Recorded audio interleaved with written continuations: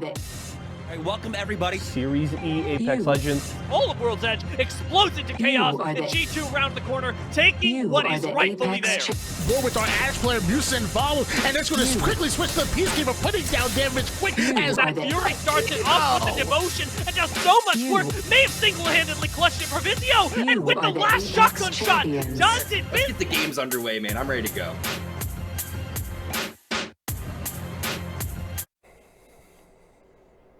Good afternoon, everybody, and welcome to Series E Apex Legends. It's open night here as we get close to the end of the season. My name is Yeso, your host here for tonight. Joining me on the show here today, the man himself. It's T Squared, ready for another week of action here. Tom, it's good to see you, my man. How are we doing today?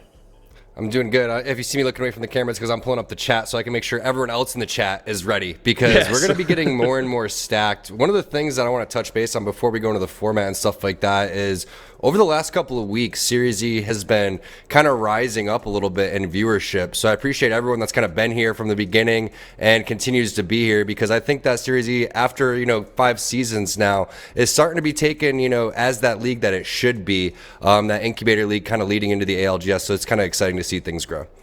Yeah, and I mean, you're one of the guys that has been here from the start since early in Season 1. I've seen a lot of those awesome interviews, and you look at the lobbies back then when Pro Nights were, a smattering of like TSM, Team Liquid, and a couple others, but then we had some of the EU orgs coming in, and now it's week after week. You're seeing NRG, Liquid, TSM, C9, 100 Thieves, all of the big dogs trying to come out every single week, and a lot of the talent that's coming through Tuesdays starting to take those steps to the next level, and that's all what Series E is about here. Let's pull up, though, that format that Tom already mentioned here. Here's how things will work tonight. 6 matches, 3 on World's Edge, 3 on Stormpoint, standard ALGS format in terms of points, and a $500 prize pool here for today. Yeah, $500 prize pool, and the prize pool is, I think, a little higher on our pro day too. But Yes, one of the things that we were talking about is, the amount of competition that is here, and you're starting to see people on Twitter saying like, "Hey, how can I get involved in Series E?" So let's break that down for people that don't know. If they want to compete in the open night, what do they do? Pretty straightforward, all right? All you got to do is head over to matcharena.com/ESA. You can also use exclamation point sign up in Twitch chat right now, and you could come out and just grab yourself an open slot on Tuesdays and fight for that $500 with the partnered squads. And the biggest part you're going to want to be looking forward to is, Tom and I already mentioned, we're getting close to the end of the season here, is qualifiers coming very, very soon. A few of our teams this season at the top of the standings will hold on to their spot, but the rest will get relegated. They'll have to fight to earn that sponsorship, that contract once again. And if you want a shot to do that, make sure you're around for those qualifiers that are coming very soon. You can have your shot to represent Vizio, Intel, Razer, and more of these incredible brands. And maybe you're the next Verhulst. Maybe you're the next Zeratricky or Panders, and you can use Series E as that kind of platform to move on to the next level. You can take a look here at the squads that'll be competing here today. You can see Team Esports Arena there in the mix with a lot of up-and-coming names here on the board. Yeah, watch out for the teams on the right-hand side specifically. Team Slept On, Team Someone Sinus. These are players that I've been actively playing with and against in ranked, and they are some serious grinders. I got into a Discord when I started playing again. It's called the Chai Tea Discord. So it's one of the top 250, top 500 people that are looking for Predator. And these players grind. Brasco is insane. Key, Locks, disgusting. We saw what Slept On was able to do. I think they tied for first place last week. So those teams are no joke. Then you have players like Fat Fruit Ninja, who's been on a partner team before on FRH. Team Motive is a team to watch out for in terms of the open teams. Crook and Friends with Hackulo, Crook and Urban is a nasty team. And then we're going to start seeing some names, that we maybe have not casted before making a name for themselves. And that's, the special thing about the open night.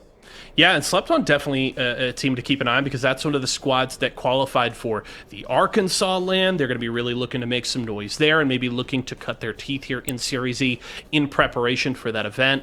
Revenge is actually a team I've gotten to see recently. They just made some changes, bringing in Lilyco. They used to have Yoroi on the roster, so one of their first competitions here with the new team. So a lot of different storylines that we can follow here today, and I'm looking forward to it. I know, Tom, you're a big fan here of Open Night night, all these fresh faces, and we're going to get a really deep look at them here today as we're getting ready to drop for the first time here on World's Edge. And now I'm excited to see, because this is something you and I have both been hammering on here for 4 to 6 weeks here, is the meta and how wide open things are. We're going to look at maybe what some of these squads want to bring to the table here with our first legend select of the day. Yeah, and you look at the crafting rotation, that's always really important to keep track of, because the purple light mag and the purple stock, that's going to be huge for R301 users, also for scout users. Being able to get that purple mag on your scout and doubling the amount of ammo that you're able to use in these situations is key, and it's probably the most powerful weapon when we're talking about mid-range. You know, the 30-30 is really popular, but being able to craft your mag for free, or, you know, the 30 crafting materials that it's going to cost, is basically nothing. So all you're really looking for is a scope. So as silly as it sounds, it's very important to, you know, ping these things and call out for your teammates like, hey, where's a 2-4, where's a 3 for my scout, so you can go forward. Even the 2x is going to go a long way here, and it ends up changing your game completely in terms of where you're able to set up, the amount of damage you're able to do. There's so many different layers to, you know, setting up and getting in position, but with the new zone changes, how fast you're able to loot and how comfortable you're able to loot, also finding your POI, making sure you're not getting 50-50'd, and if you are going to 50-50, you have to take that confidently and take it fast, otherwise the third parties are going to come in. So here we are, we're in the dropship, teams going out into the respected places. Our partnered teams, they have their POIs on lock. It's up to these open teams to kind of fill in and decide where they're going to go, and right off the rip, I'm not seeing anything too crazy. It looks like a potential contestation going on over towards the southern side. Maybe Excedrin's going to go over towards Dome. You see Crook and his team going over towards Big Mod and potentially Lava City. Team ESA with an interesting composition here. Now, one of the things about the, you know, open night is you're going to expect a lot of team fighting, a lot of fast-paced gameplay. Sure. Unlike the pro nights where everyone's kind of setting up and getting in position. Yeah, and I think one of the most notable contributors to that is the heavy focus on Seer Horizon on open night. You still see it fairly frequently in pro nights, but the pros still heavily favor the Valkyrie, play more for the rotations. On open nights, it's going to be a heaping helping of Seer Horizon, and that means these teams want to get into fights. They want that go button with the Horizon ultimate, and they're going to be able to track each other very well here. So we'll keep an eye on it as we jump in with Intel here in a very early 50-50, and Jet already down, so we'll have to see what Icy and Rambo can get done here to recover, because Motive already picking themselves up a kill here. You're on board now with Crow, who picked up credit for that, and maybe they're looking to pick up more and hunt down the rest of Team Intel. Yeah, Team Intel's kind of done for here. I mean, they're going to be able to go down bottom center and try to get the banners and recover, but once you're fighting in Countdown, if you don't get control of that middle area like Motive was able to do, you're at a huge disadvantage. We saw the armor situation. We saw the healing situation. It's just one player left on blue armor, and this is going to be easy for Crows Joe to be able to finish off. One more PK shot should basically do it. And Intel and Vizio, two partner teams, immediately taken down by some of those open teams that we were talking about. And Yeso, when we talk about, you know, the end of Series E coming around, these open teams are going to pop up, and they're going to be playing for a lot, because I have a feeling a lot of these teams are going to try to make it into Season 6. Yeah, they're trying to make a statement even before we get to qualifiers, that they are right on the heels of these partnered squads. And I think Vizio and Intel going out very early there is important when you think about them being in arm's reach of Excedrin at the top of the standings, and when you're getting closer to the end of the season, each one of these games matters that much more for closing the gap. We do have a quick look, though, at the map here, pulling very far south here to Thermal Station, so some long rotations for some of those squads up and around Epicenter. Tyson won't have to go too far here, and they found one squad themselves, and you can already see one of them with that R301. Joey going to take a lot of damage there on that gravity lift, has to back away to get some heals. They've got Bursty subbing in here today, and it's Motive that they've found. Yeah, really good thermite. The thing is you have to be careful of multiple third parties coming over here, and this fight is taking a little long. Once you see the double seer ultimates, once you get knocks on both sides, if knocks on both sides do happen, it's going to be tough. And Motive has a really strong team fighting composition. Crowsjoe is going to take a decent amount of damage, but both of these teams should realize if they don't end this in the next 15-20 seconds, they 100% are going to get third party. Not having your seer ultimate for both of these squads is difficult. Remember, we're talking about the power of scopes here in certain situations. That's a big 2-4 there on your longbow. Longbow Spitfire, not the ideal setup here. and also getting charge rifled across the map, not very ideal either. So he's going to have to give up on that blue armor, pick up that battery, and then they're going to have to reset here very shortly. But I like what Motive's doing. I feel like taking this fight is absolutely suicide. You've already got your kill points. Run around, reset, grab that blue armor. If you want to take the fight in a separate area after you've checked it, that is completely okay. But Tyson was coming in with a third party, and both these teams, again, need to recognize the situation. Even though it isn't Kings Canyon, you can still get third party here very quickly. On World's Edge, MJ taking a lot of damage. This is going to be Mike and Ike going up against ESA. Yeah, Mike and Ike started here at Thermal Station, and they're getting pushed out of this drop by Esports Arena rotating in. Remember, they started at Landslide. They got their way down here to Thermal Station very quickly. The res has come through, though. MJ back in the game, and it looks like Esports Arena has backed away. Not wanting to play too aggressively, they will retreat, go for some loot here towards the southern edge of this next zone. So a little bit of breathing room there for Team Mike and Ike. Meanwhile, it's Nerf here in a fight with free points. 2 down here on free points, and that's a Nerf doing some wonderful work there. Force getting a couple of those knocks. That's going to be free points completely knocked out. A couple of early KP here for Nerf. This setup right here that they have, R301 full scout as well. Such great, powerful weapons to fight in that type of mid-range situation. Messiah caught controller looting right there. No heat shields in competitive here in Series E, just like in the ALGS. So he's going to back off, hit a med kit, and try to reset. The rest of the teammates are going to be able to cover him right here. But you can see on the player outlines where these players are located. It's another really solid team. Someone sign us. We were hyping them up before this one started. Key not able to hit those scout shots. Kind of tough from that angle. But fortunately, they are going to be able to get them off of this loot. And you can see how much ammo he has in the scout. This loot's going to be very crucial. Yeah, the one annoying thing here is you do have to kind of work your way right through that area that Nerf was retreating towards. So this rotation into the zone without something like a Valkyrie on the squad is not going to be very easy there as we jump on board with Slept On, and that's Goat picking up a kill there onto Elusive Chef, and now they're looking for more caustic traps here. They'll finish off one player, so it seems like just a final rat on this enemy squad that they may look to hunt for here on the edge of the circle, but it seems like the choice from Slept On is, hey, let's just keep this rotation going, get into this circle and work from there. And it's kind of a slow first round, I'm not going to lie. We had the 250-50s, and then we had a couple of minor fights here and there, but you anticipate a little bit faster pace as the final player from Top Spot Esports is going to be hunted down, and that's going to be Slept On picking up the kill points that they were looking for on the outside of the zone. Now, we know this is going to be a thermal station zone, so expect a lot of fighting to happen over towards their west side, kind of leading in towards thermal station. That Dorito building is going to see a lot of action.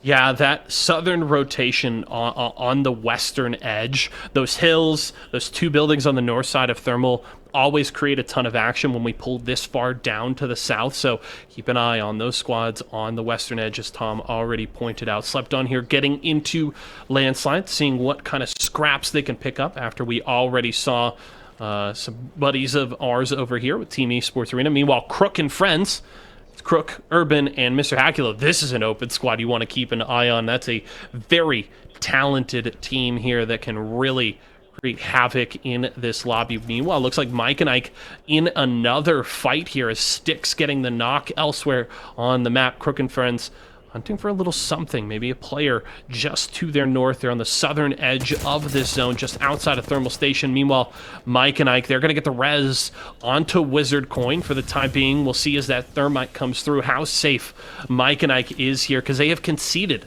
that high ground in the middle of Thermal. Yeah, the good thing about that thermite is they may not think that MJ's still there because the thermite looks so well placed, but it was just barely off.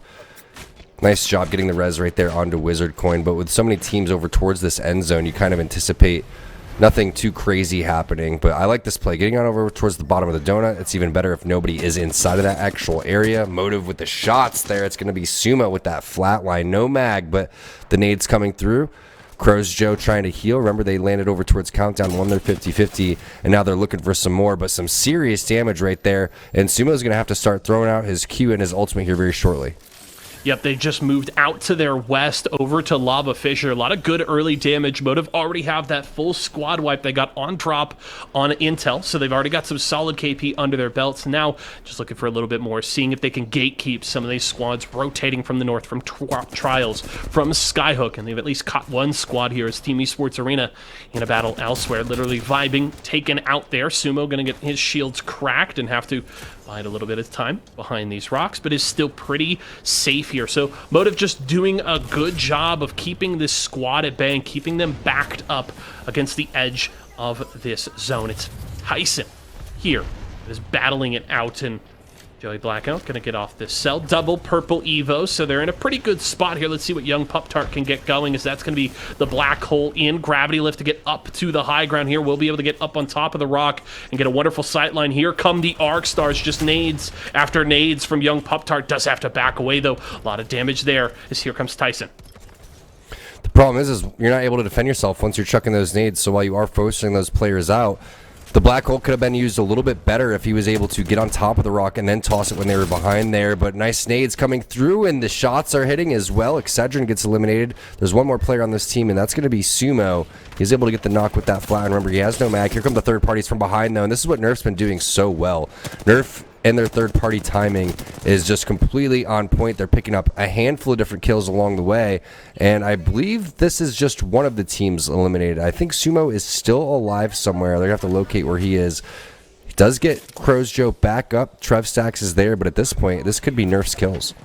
Yeah, this is going to be big trouble. Tyson already taken out by Nerf, and that's the aggressive push here as Sumo going to try and deal with it, but it's not going to happen. Nerf just wipes out Motive. They pick up, I believe, 5 KP in that fight alone, and Nerf in a wonderful spot here in our first game of the day. 12 squads remaining. Crook and friends, if you were watching the kill feed, they ran into our friends on Excedrin just a few moments ago, wiped them out, so another one of those partnered squads out early on in our first game of the day, and Crook and friends looking pretty well kitted here, heading into these later circles. They're on this southern edge. They have a bit of a western rotation here momentarily, but they have brought out the Valkyrie here from Mr. Hakulo, so they certainly can get a pretty safe rotation into this next circle. Well, that was twice. Even though these teams are very evenly matched, Tyson and Motive, that was twice they almost griefed each other, and they did end up griefing each other. But they have to realize that internal clock that's going down. They waited out 2 Seer ultimates. They waited out, the Horizon black holes. That fight lasted almost 2 minutes. And you don't see other teams, the top echelon of teams mess around, right? You think about the TSMs, etc. They're going to take the fight, and they're going to do it very quickly, or they're just not going to do it at all. Mm-hmm. And that's what's really key, and that's what the practice is for on the open nights. You don't want to sit there and dance around. You need to just take that fight or not take the fight, and eventually that's what's going to happen. You're just going to be giving free points to a team like Nerf, and you got to give credit to Nerf. That was so well timed. You couldn't really ask for a better third party.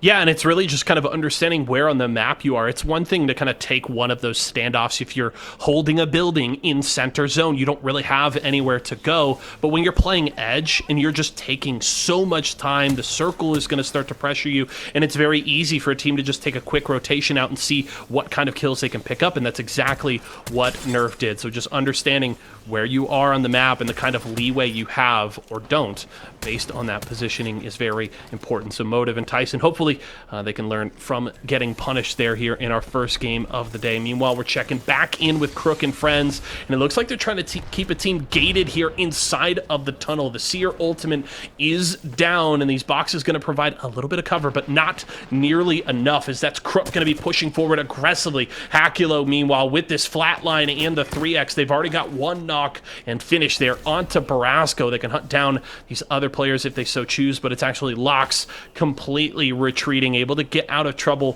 for the time being. It'll just be a rat left here for someone Sinus. Yeah, that's tough for someone Sinus. You can see Lox is going all the way around. Razor's actually chasing, so 2 duos basically on top of another.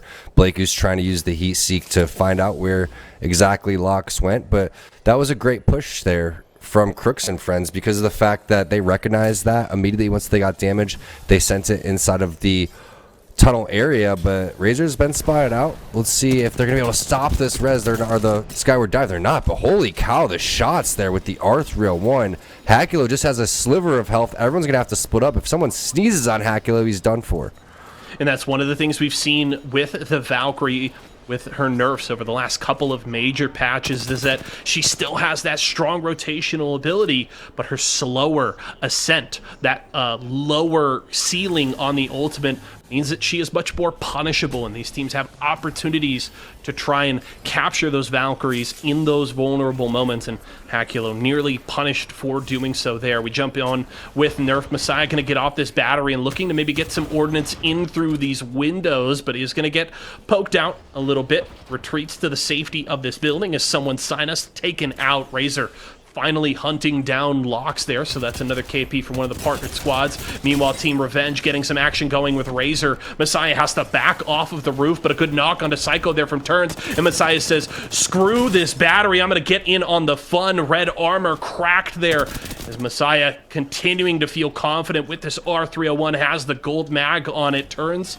has been knocked, but Force still available to help out. Goat pretty low on health. That's going to be a canceled med kit here, so Slept On just trying to create some sort of an opening, get a little bit of a defense, but a wonderful black hole there is going to mean that Psycho goes down once again. The beam down the stairs there with the Volt is good from Goat. That's going to be a knock there onto Force, courtesy of Karma. It's a 2v2. Nice plays coming in from both of these teams. This fight is taking a little bit too long. There goes the repeat coming through. Now it's going to basically be up to Karma. Goat does stay alive somehow. Nice battery. Good job of the knockdown shield usage there from Psycho. Problem is I believe, is that the Seer down on the ground? I think they may have knocked the Seer, which is absolutely key. So if they can get Psycho back up, they're going to definitely get information that's going to be very crucial. Nerf does get eliminated. The fight was happening from the opposite side, so the team inside of the building with a little bit of an advantage, but Nerf's going to be kicking themselves. They had that fight won numerous times. Not only that, but 98 damage on the player on the ground. That was Psycho, getting away with just 2 HP when he was knocked. That was definitely going to sting if you are Nerf. Meanwhile, Esports Arena, as this zone continues to pull harder and harder here to the southwestern corner of the zone. Fury going to get in and get off this Phoenix kit after taking quite a bit of damage there. Is playing the Loba, and of course, Phony and Fury have been one of those squads that have been really big fans of this Loba on World's Edge for quite a while. They've used it very effectively for a long time, and they may be able to do so here. Going to be a lot of loot in a very small area in these late circles, but Revenge, they get in with that Valkyrie ultimate. One knock, though, as it's LTC Esports holding the top of this building with that Kraber available, and they're going to get whatever needs into this building that they can. They want to punish Revenge here while they are stuck inside. Not going to get enough there. Phase 1 going to get eliminated. El Karma continuing to be the kill leader in this lobby. Meanwhile, Mike and Ike are somehow still alive, and that Slept On finally finished off. These zones are so much fun because you have a mix of a couple of things. You have maybe 2 to 3 teams that have been sitting back here that don't have many kill points, and then you're going to have a couple more teams that basically eliminated everybody along the way as they rotated from north to south. And LTC is one of those teams that's had to slow play this. They haven't had many kill opportunities, but when you look at picking where the end zone is, they've done a phenomenal job of picking, if not the best spot that you can possibly have. Yeah, they're building kind of right on the edge here. Not Daniel hoping for that shot with the Kraber. Isn't going to land the first one, but keeping his eyes northward. Knows that there's teams trying to rotate down to this circle, and that's going to be Mar knocked. Another shot there onto Mike and Ike here as they're really struggling to get down to this zone. LTC doing their best to gatekeep any of these remaining 5 squads from getting any closer to safety. Maybe a little too early for that knock, right? I mean, it's a great job because you don't know how many resources this team has, and now they're going to have to heal and reset, and it stops their planning phase. But instead of focusing that, it's definitely time to refocus back on where the teams have to rotate in, right? And that's exactly what he's doing. So if he was able to hit that knock right when the zone was moving, that player would have been done for, and they would have been able to pick up some kill points. But tough situation now. You have to hit your shots here with this Kraber. Really, your team is depending on it. Otherwise, it's going to be a 2-on-3 as Team Mike and Ike starts to rotate. And if they rotate anywhere, they're rotating onto your building. Crook and Friends Esports Arena, Revenge, LTC, and Mike and Ike, our final 5 squads. A good look at where everybody is set up. 4 buildings in the zone, but it's soon to be just about 2 and a 10th, I guess, is Crook and Friends trying to rotate in. Urban is going to be knocked. Crook and Hack, though, both have that red Evo, so big health pools for these players. Looks like they're going to be able to get Urban up for the time being, as Mike and I trying to keep a team at bay, looking to get into this building. Mar is already down, and it's LTC Esports on the outside. 77 damage, though, just onto that knock shield, but a Thermite in will get some good damage. Not Daniel knocked, though, but Void here on the Newcastle going to be able to easily get this res.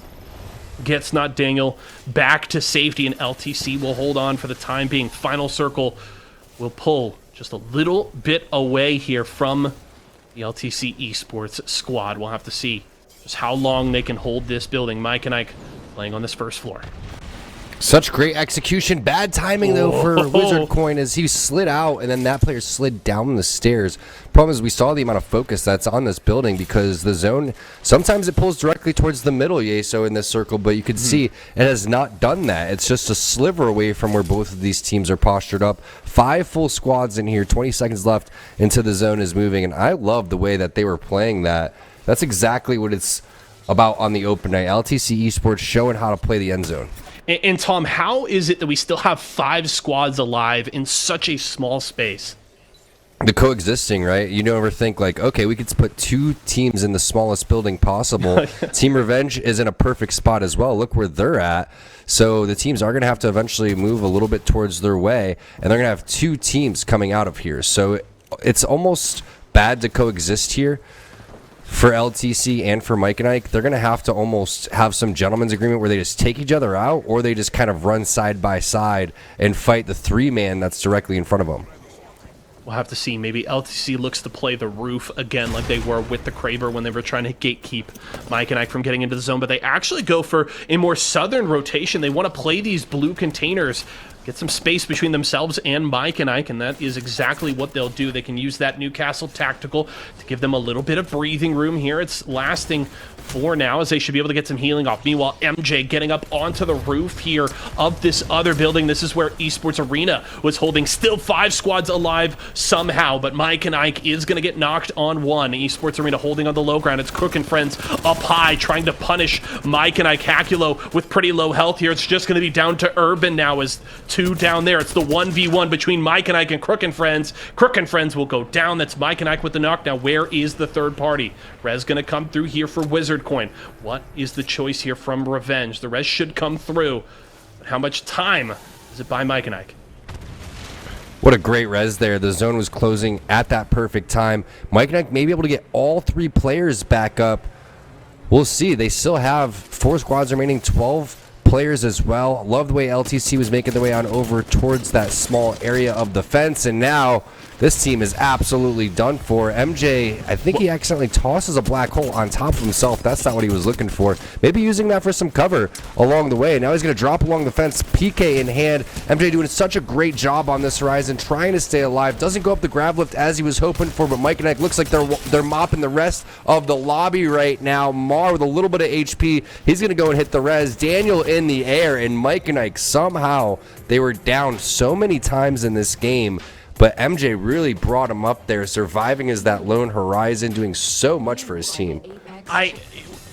When we looked at the 5 squads there in the final circle, Tom, Mike and Ike was my last pick to win this game. They were getting so heavily pressured on the rotation from LTC with the Kraber that they had to play the first floor, and LTC was continuing to poke and prod away at them. But it seems like LTC making that move away from Mike and Ike was actually the win for Mike and Ike. They didn't have to fight that 50-50 in the same building, could create some of their own room, and then they survived just long enough to where they could set up those final couple of kills. Well played there from Mike and Ike, and clutch win against Crook and Friends to keep themselves alive in that final circle. What's crazy is Mike and Ike is one of the teams that is on the verge of being relegated. And if they play like that, just imagine how skilled the rest of these teams are. But you can see the value that MJ brings on this horizon. I think he's one of the best horizons that we have here in Series E. And like you said, you would never have counted on Mike and Ike once they were getting crabered by LTC to be able to survive. Not only that, they had 2 players that were knocked, and MJ just had a sliver of HP throughout all of that. So there's so many different layers of Apex that showed what this team is made of. Individual skill, decisions to make their way on over towards the zone, end game when the circle does close, that was just a great performance from Mike and Ike. There's no other way to put it. They looked really good. We also got a couple looks at Nerf there. They were very involved in the action in the first half of that game till they finally kind of got down to Thermal Station and got punished for that aggression. But Nerf, another squad that had a lot of things rolling early on in the game. We'll have to keep an eye on them as the day continues. But right now, let's take a look at our Mobile One high performance moment. One of the best highlights from this first game of the day. And it's going to be the finish from Mike and Ike. Revenge come out early. They try to set up behind that, little box. Wasn't on purpose. It wasn't. That's what I thought. I was waiting for him to throw it to pull Revenge out into the zone. I think that he was not worried about the team to the right, and then he looked to his left trying to just kind of get the people on the fence that were LTC. Sure. And then all of a sudden, this is where all hell breaks loose, right? It's like every man for himself, play as best as possible in your own right. Wizard Coins is crawling on the ground trying to call out where to hold the knockdown shield. But there was so many times that MJ would throw his grab lift and then go hit a battery. So he makes that final decision. He tosses it left. It almost bounces off Wizard Coin's back. But somehow it almost gives them visual clutter over towards the side so they don't get shot at too. So some say it was on purpose. Some say it was calculated. Some will say that was a complete throw. But either way, Mike and Ike coming out with the win, and a big win at that. Yeah, I would say who cares if it was on purpose or on accident, because Mike and Ike, they cool. caught the dub regardless. Yeah, they won anyway. So who cares how they got a dud? They certainly looked good in that final circle. So hats off to Mike and Ike starting the day strong. We're going to go to a quick break right now. When we come back, though, we've got Game 2 on deck as we continue Series E Open Night.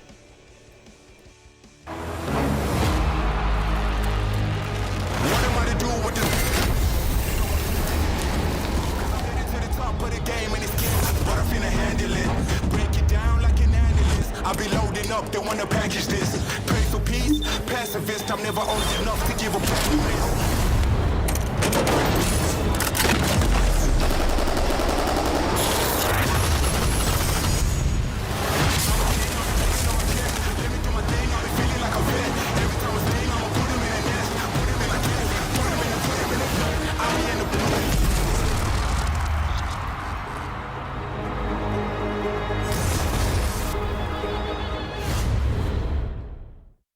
When the chicken is this crispy and this tasty, it doesn't matter what else is for dinner. Tyson crispy strips are so delicious, they'll be your favorite part of every meal. More crispy chicken, more family faves, more to love. Tyson.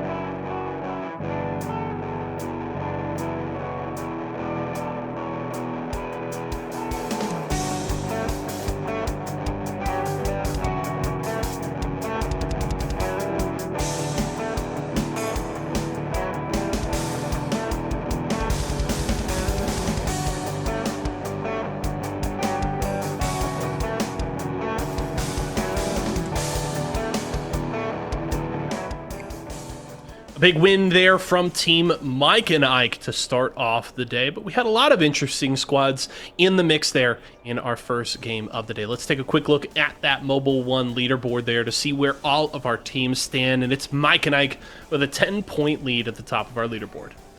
Yeah, it's a pretty evenly, spread out leaderboard when you look at the top side, right? I mean, 23 points, yes, that's a decent amount, but all the way down to Team Nerf, pretty even spread realistically, and my eyes are also on Team Intel and Team Vizio losing out on their 50-50s, so I'm looking forward to seeing what happens in game number 2 with that.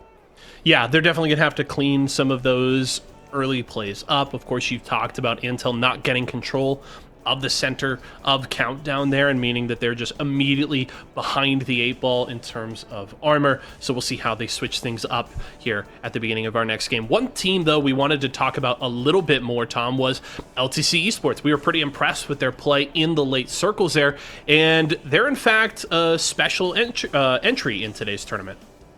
Yeah, they came from the Walmart location in Orlando, and because of how well they did, they qualified for a spot in Series E, and you could do so for Apex, Halo, and we also have, I think it's Guilty Gear Strive, so I'm not too familiar with that game, but I know that you're all about that. You sound pretty hyped up about that, so I'm going to have to swing by for Series E for one of those nights and see how that goes, but you could type exclamation point locations inside the chat to find out where all of the esports arenas are in your area. So go ahead and check that out. And then what was the command if you wanted to sign up? Was it exclamation point sign up? Yes, sir.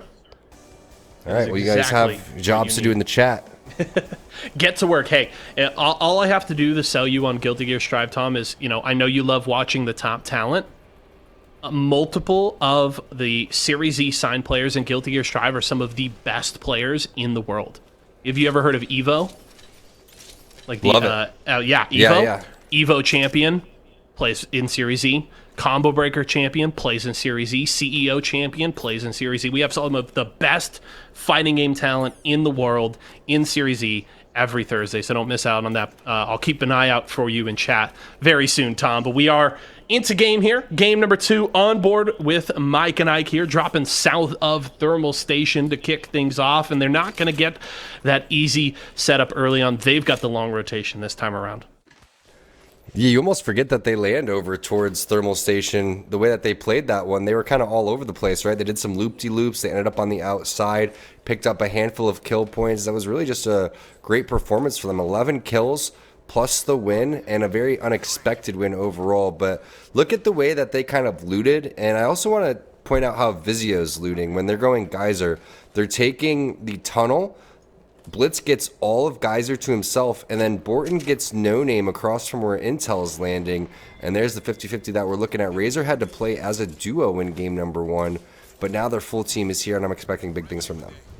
And at the very least, the duo picked up 5 points. They're inside the top 10, at least for the time being. So, they did what they could in that first game of the day, and they've actually got the first KP here on the board for game number 2, and they're working their way here towards Climatizer. They've got eyes on one player. That's going to be Flesh there. Good shots from Sang. This R99 wants to finish off this kill, sees that second player coming in as well. And there's multiple teams in this Climatizer area, so there's really no safe spot for this squad as we jump in with free points. They couldn't find any of those in the first game of the day, but let's see what they can find here. No, their team name is that they're free points. That's what that means. Okay, my bad. Holy shots from Lox. I don't think anyone got a clue that he's behind them. Even after all that damage, somehow, some way, this fight is a little bit too even. Key's going to close this one off, and free points are free points again. Just kidding, guys, but that is a tough situation to be in. You're in between two really good teams. Someone sign us is able to clean that one up, but where's the third party? Doesn't look like anybody's rotating in quick enough to threaten there. Seems like Razor slowed down the push. They're actually going to just rotate up to these tracks. They are getting a world drop, a care package just north of them, so they can maybe, hey, maybe get that Circle 1 Kraber. Who knows? But we'll see exactly what they can find here. We do jump in, though, with Crook and friends, and they're early on down here in Lava City, and they're on the hunt for some of these players. Trying to go for these sky nades is Mr. Hack. Hakulo, and that's going to be the habitat coming out from the enemy seer. So that's going to provide a lot of information for this enemy team. Crook and Friends, 4th place. After game number 1, they picked up 10 points for themselves, and they're looking for more here. So that's going to be the grav lift up on top of this building. Crook looking to set down this habitat and get some more information, and will do so, and they now know exactly where these players are. Yeah, and the key is if you're going to toss that on the roof, you need to be able to take control of the roof. And once you have all of this cover, you feel like you are in the clear, right? I mean, this is such a great spot to be in. You can get back up high anytime that you need to. They forgot to close the door, and Skinny Veggie Ninja is going to be dropped first, but hello, the double team around the corner. Urban's there, though, and that EVA 8 put in some serious work throughout all of that fight. Another team is entered the fray, though. It's Team Excedrin. The second nade for Kim Chi Lee, not going to go as planned, but Kodagami and Cruisin in the vicinity, and they should be able to clear this one out. Yeah, Excedrin looking for revenge. It was Crook and Friends that took them out in the first game of the day, and Excedrin trying to give them, I guess you could say, a taste of their own medicine here as they're hunting down these players. Kodagami up to the high ground using the jetpacks there of the Valkyrie, and is going to get the knock there onto Urban with that Volt. And now Kimchi Lee going to look to get off a med kit. They still have to find the rest of this Crook and Friends squad. Yeah, it's just Hakulo, and you would think with Seer on your team, you should be able to do so. I like this play from Hakulo. He's going to go and hit the skyward dive. He was able to get out of that 75-meter range, but it would be shocking if they were able to pick him up in this instance. The big question is he going to go for this res? Nobody is pushing towards where he's at. So if he wanted to, he could even get crazy, hit this res, go for the respawn there, but then he would just be letting Crook get farmed. At this point, they're both going to run as fast as possible, and you have a feeling that they're going to be looking that way. Looks like they are not going to go for the chase. That is very, very surprising for Excedrin. They're letting a free kill get away. Yeah, letting a couple get away here as we jump over to Team Esports Arena. They're in 2nd place right now, and that's going to be Phony with that Volt getting a knock onto Carlin Pham. Esports Arena. This is a squad that is kind of seemingly still trying to figure out that new third. Of course, since they parted ways with Scissors, they have had, Nicewig come in and play. Klain has been another frequent third for the squad lately. Doesn't seem like they've ironed that out quite yet, but looking forward to seeing how things shake out as they get ready for year 3 of the ALGS, because, we've seen them play a ton over the last couple of years, Tom, whether it was Team Pringles, Team Vizio, or now as Team Esports Arena. And we know Phony and Fury, 2 very talented individuals, and if they can find that right fit for a third on Team Esports Arena, the ceiling is so incredibly high. Agreed. Now we have a fight between Tyson and another squad. It looks like the 2X Wingman. Interesting choice there coming in for Z Davis. This is Razor on the opposite side, but I also want to point out with Team Esports Arena's composition, that composition is perfect for that end zone. Caustic's going to be able to toss a lot of barrels, own a lot of real estate, and there is a lot of real estate that you have to own over there. And then Loeb is going to be very powerful as well. The only other composition that would be ideal in that situation would be a Watson Newcastle type of play. But now they're going to get out of here on the Razor side. Tyson's put down a little bit too much damage, and now Messiah from Team Turns is going to come in as well. Yeah, this is going to be rough. Is Nerf going to get the finish there onto Blakeu? And looks like maybe the rest of Razor just looking to get out of dodge. That ultimate from the Maggie there, Sang getting over to that zip line to just try and get out of danger, and that's going to be Nerf at least picking up their first kill of the game here. They're just going to look to rotate, it would appear, over here to Survey Camp. Would love to get a look at that next circle, and I just want to see how tightly this circle is pulling towards Climatizer, because Climatizer is a very interesting POI. Okay, so it looks like it's going to maybe head out of Climatizer into more of that open area to the northwest. Climatizer is one where you feel like there's so much space for multiple teams to hold, but the kind of big sight lines there make it very dangerous for certain spots to be held. But here's Mike and Ike, our first place squad. They're on the hunt here outside of Landslide. They're going to spot out this Valkyrie ultimate. They won't get the Valk, but they at least knocked one, as that's Call Spades going down. They're able to get Flesh here on another, and Mike and Ike just beaming right now.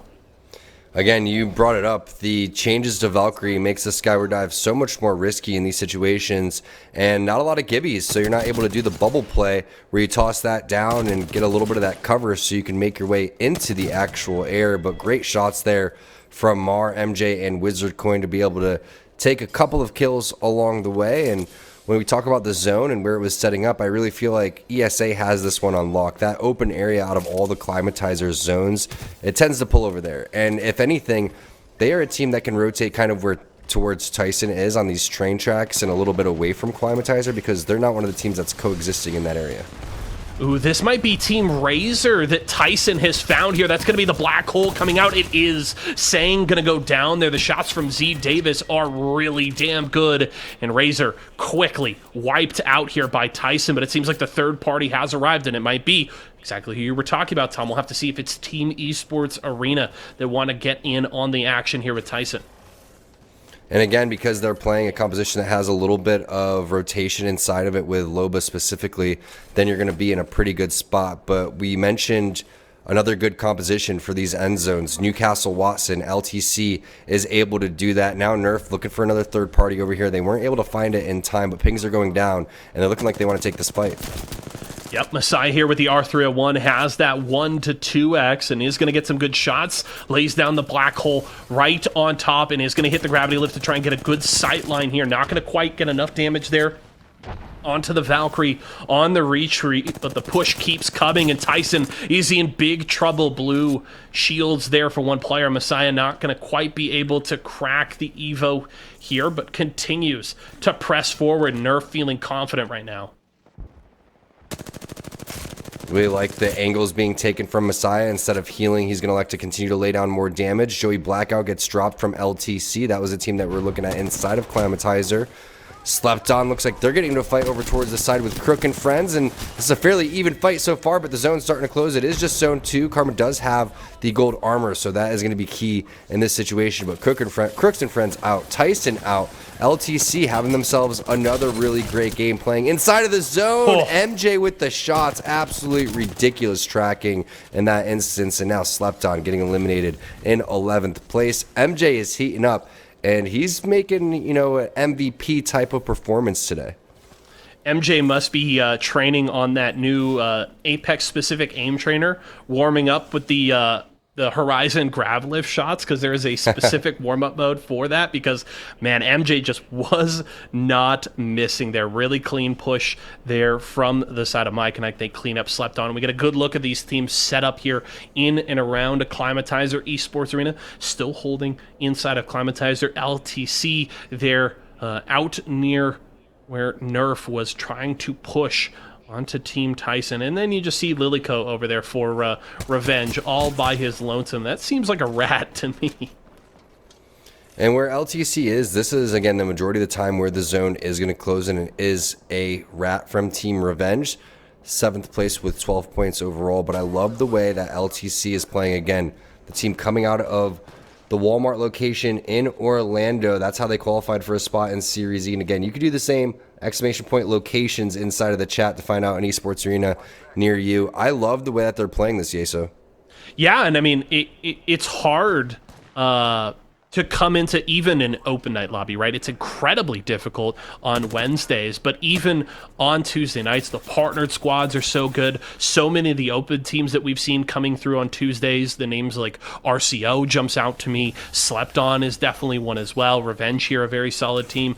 Those are not easy teams to compete with. So to come from competing at the Walmart locations to now out with the really big boys on a Tuesday night is no small feat. So a lot of respect to LTC. They have showed up and shown out so far here today. Still 4 games to go after this one, but they've set my expectations pretty high with the way they've looked here through the first game and a half. As Nerf still on the hunt here, up and around these train tracks, Force looking to get the scan. They know there's at least a player up here, and they want to clean them up. Yeah, pings are going down. Nerf is playing hard edge right now, and Zone 3 is going to eat you alive, so these players are going to have to rotate towards them. We'll see if they do have Valkyrie, and they're going to end up trying to go over their head, but Force is potentially someone that could stop that too with his Q. So the shots with the Scout are going to be key. There goes the Skyward Dive. Smart by them to go all the way towards the very backhand side so they don't end up getting canceled. But now the hard part of the rotation comes in. They're going to have to find a place to go. And they're pinging on to where Team Esports Arena is set up here. It's Rowdy Life Gonna find at least a little bit of temporary cover here as SRC Primal taken out, and Rowdy gonna get a lot of damage here. Has that battery canceled as Luck-based Killa also has his shields broken here, and now Phase 1 just trying to carve out some tiny bit of security and safety here at the edge of Climatizer's Team Esports Arena. They've got that black market down, plenty of loot in their pockets, and they're on the hunt for some KP. Already 5 to their name in this game. And it does pull to that open area where LTC has been locking down for quite some time now, so they're going to feel great about this situation. Intel's starting to make their move, though. And you could see where P1 is. They did a great job of recovering, but no one really wants to fully send it after that damage because of the amount of third parties that are going to come. And if you end up getting knocked, everyone is going to be on top of that one. But this is the power of the Seers here in this situation. You can find through the walls exactly where they're going to be located. You can toss that Q out every 25 seconds or so, and that's going to give you some extra knowledge as well. But all of these teams are going to have to make their move into an open area, so we'll find out how that's going to go here in about a minute. Still a lot of squads left here.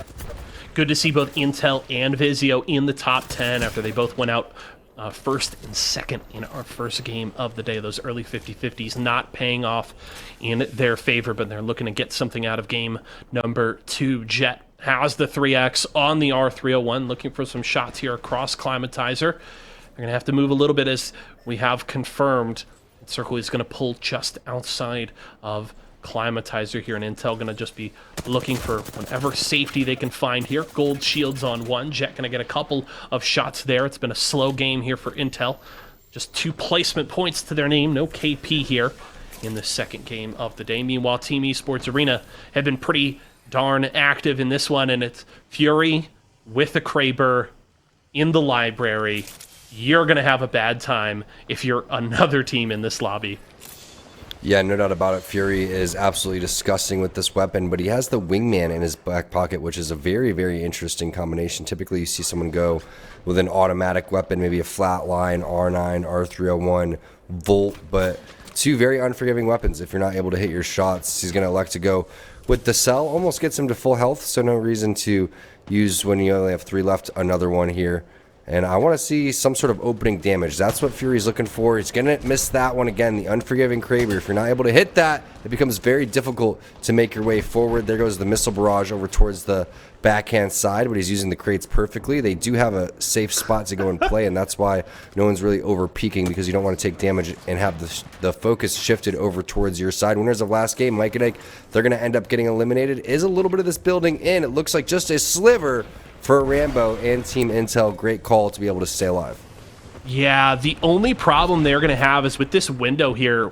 One well-placed Thermite or Arc Star is going to wreak havoc on this team. Team Esports Arena in trouble as Phony has actually been knocked, and Bronzy going to push in here, get a knock of his own, using that EVA 8, able to get on top of this player, and they're just going to wipe out the rest of Phase 1. They try to get inside of Climatizer for a little bit of safety. They did not find it, as Team Esports Arena picks up another few kills here, 9 to their name in this game, and they're actually going to be able to get the res on Phony. That is so key. They're into the top 4.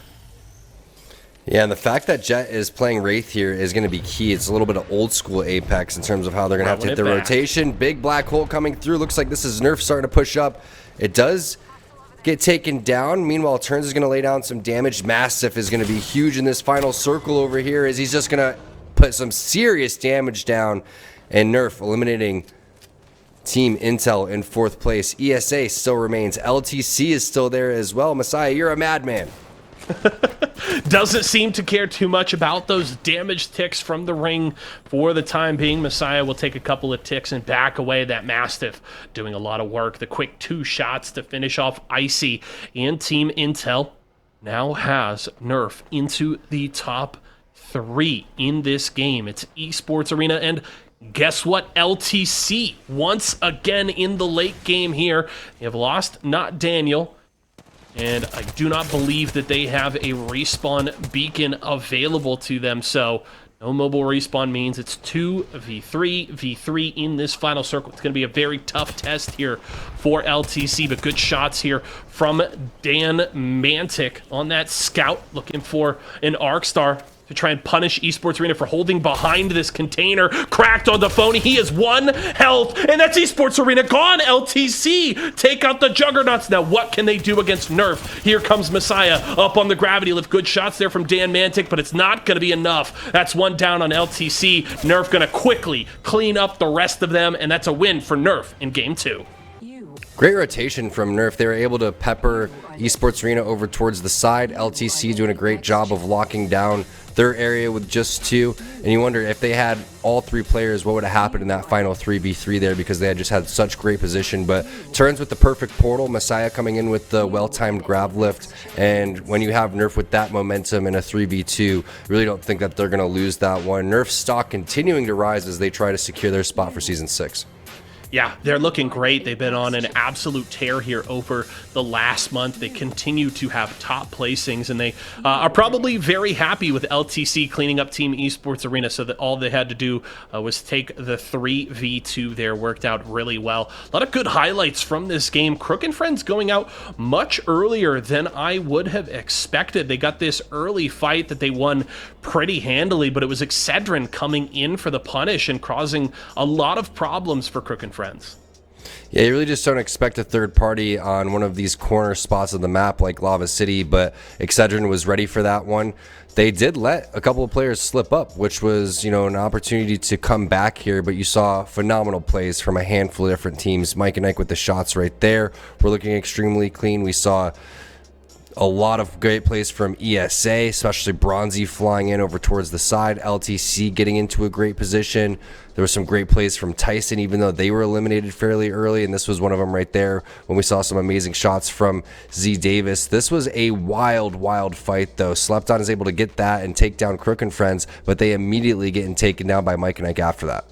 Yeah, Mike and Ike were, them and Nerf playing a very similarly aggressive game this time around, finding every fight that they could, those good third-party timings that you credit Nerf so much with. I couldn't agree more. Mike and Ike showing some of that here in our second game as well. So that was just a really good one, and it's going to set up some very interesting storylines, especially when we get a look at our next Mobile One leaderboard. I think it's going to continue to be very, very tight inside of that top 10, as you already pointed out, Tom. But let's pull up our Mobile One high-performance moment here from our second game. Take me through this one, Tom. Well, it's most likely our final moment over here, and this was great plays with the Scout overall. I mean, the initial damage onto ESA was amazing, and Valkyrie, we know how strong Valkyrie is, but people forget about Wraith, and in these situations, Wraith was pivotal. They had no idea where the rotation came from. Dan's trying to put some damage down, but again, in a 3 versus 2 situation, you're dealing with Messiah with this R301 and the Mastiff. It was all but time for Nerf to be able to go in and clean that one up. But great Arc Star usage. A lot of this was let up from the initial scout shots that Dan was able to land onto ESA. And again, a little bit of help from Nerf over towards the side, but to be able to eliminate Team ESA, secure that second place, get those kill points is really all you were looking for from LTC. They had a handful of kill points and second place. They're going to definitely be looking like a top 5 team. Hopefully they can keep up that momentum. They are definitely defying my expectations coming into today. I'm very curious to hear from them, maybe what their expectations were and how maybe they're not surprised with the way they're playing so far today, because they've been very impressive. Good positioning, pretty clean and decisive fights. LTC looking like a big threat with 4 games to go. Right now, Tom and I are going to take a quick break. When we come back, we've got our final game of the first half before we say goodbye to World's Edge.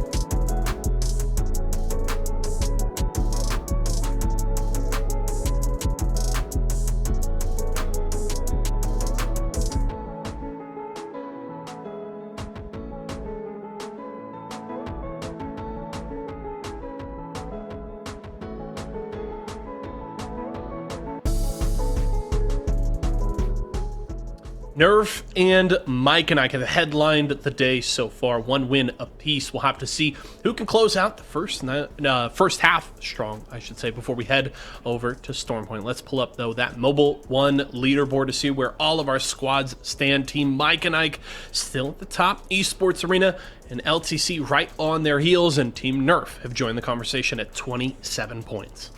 Yeah, I have a feeling the way that this is kind of panning out that we're going to have a very close race between one of our open teams and one of our partner teams. And right now it's looking like LTC, surprisingly, when we're highlighting some of the other teams like Slept On, Someone Sinus, etc.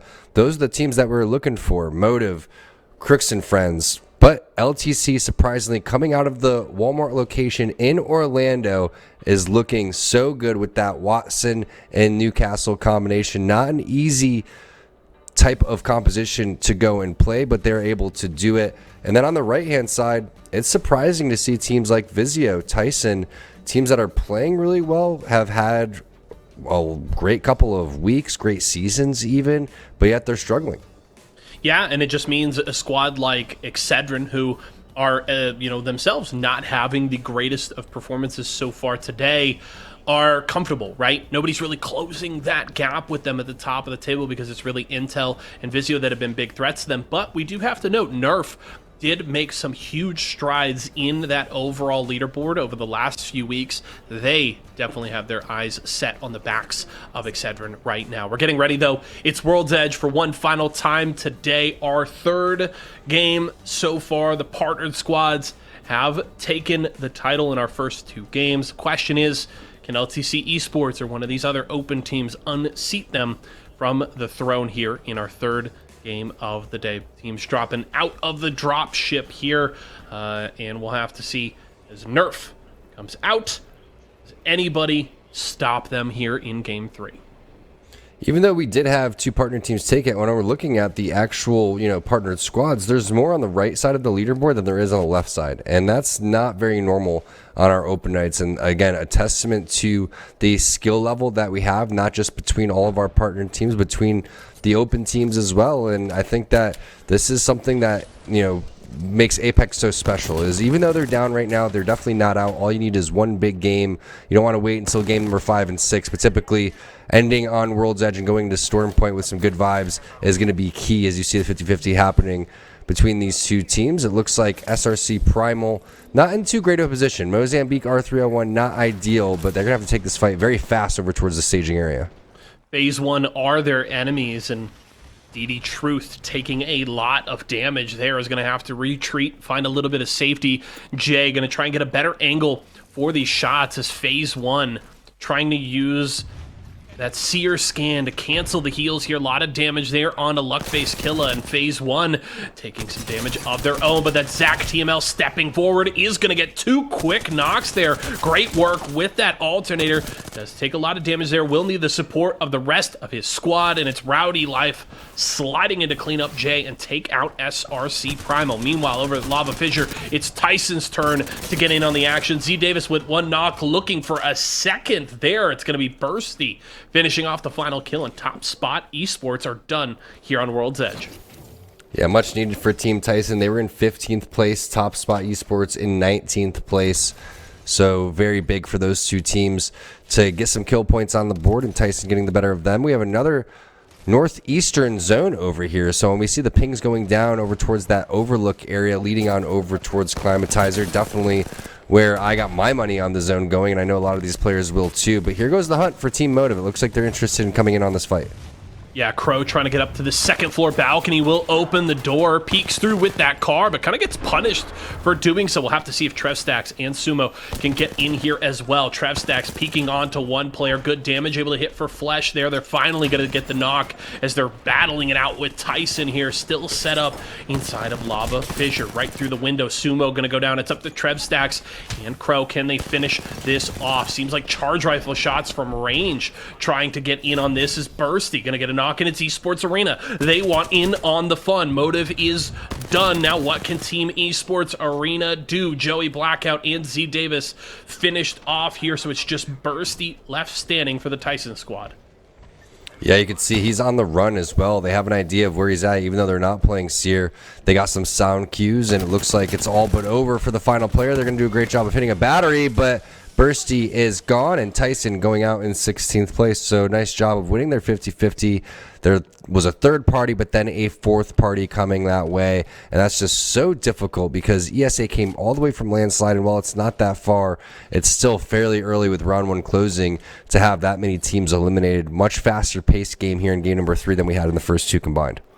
Yeah, and Team Esports Arena playing, I would say, almost like a little angry in these early fights. They really want to draw blood in these early games. If you throw it back to last Wednesday, they were getting punished by new entries to Pro Night tripods very consistently on that landslide drop, and it seems like now, with a little bit of breathing room, they're really trying to punish any squads that get into some scraps anywhere near landslide. They pick up some great early KP to start game number 3, and Esports Arena definitely set up to succeed here at the end of our first half as we jump on board here with Excedrin at Lava Siphon. So much fast-paced action happening over here, Yeso. All the teams looking to duke it out and fight as fast as possible. This is kind of the pace we were anticipating here in the first 2, so I'm excited to see it kind of pick up over here as Kodagami is going to put down some nice wingman shots. Not able to connect as that player was kind of hiding behind the wall. But after that initial damage and Lee hits this battery, you want to send it because remember we were talking about you not want to have this extend further than a minute or so, and you're in the middle of the map over here, not that far from where the zone is going to be. And it looks like they're just all going to back off. I like this play from FRH. They have the same idea. It's just a little bit too long of a fight. So go relocate, maybe take the fight elsewhere. Yeah, it's very interesting when you talk about kind of the pace that you expect in a lot of games. Pro lobbies, we expect to maybe start a little fast and then settle in as the day gets on.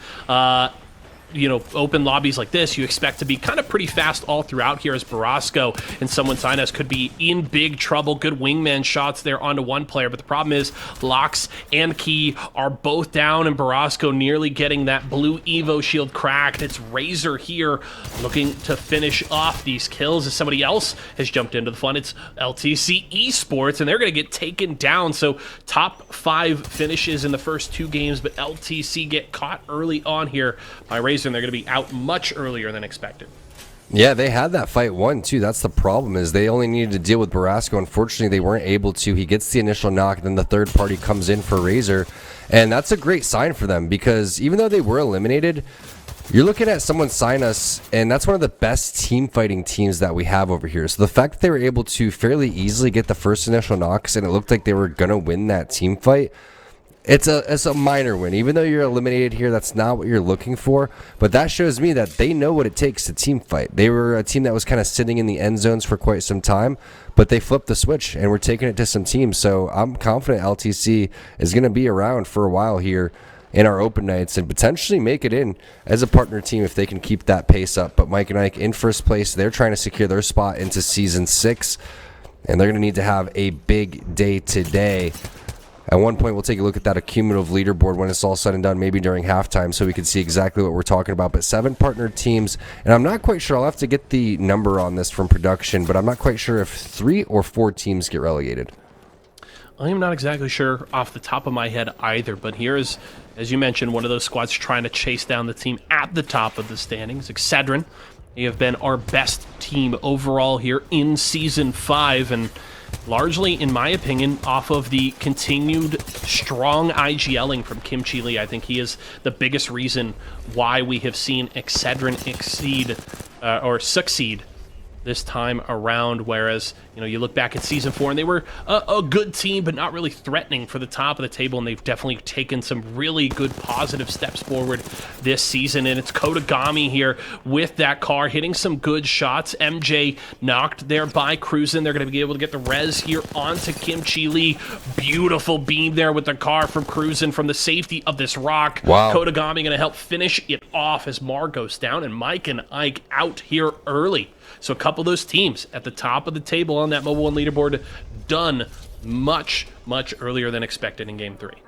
Yeah, minor mistake right there to chase after the player that was getting a res. They really needed a 3-man swing onto where Kodagami was and focus him down. But a great job of playing in a 2 versus 3, and they were able to win that against a very talented team. We know how good Mike and Ike's been playing today, so to be able to shut them down, especially under the circumstances, is a great sign for them, and you could see why they've had such a successful season. Now, FRH, they're trying to get some momentum going, and this is, pretty solid players too. I mean, Relay is a ranked grinder. He's done pretty well, and numerous splits. Team slept on. Looks like they're in the vicinity as well. This should be an exciting fight if it goes down.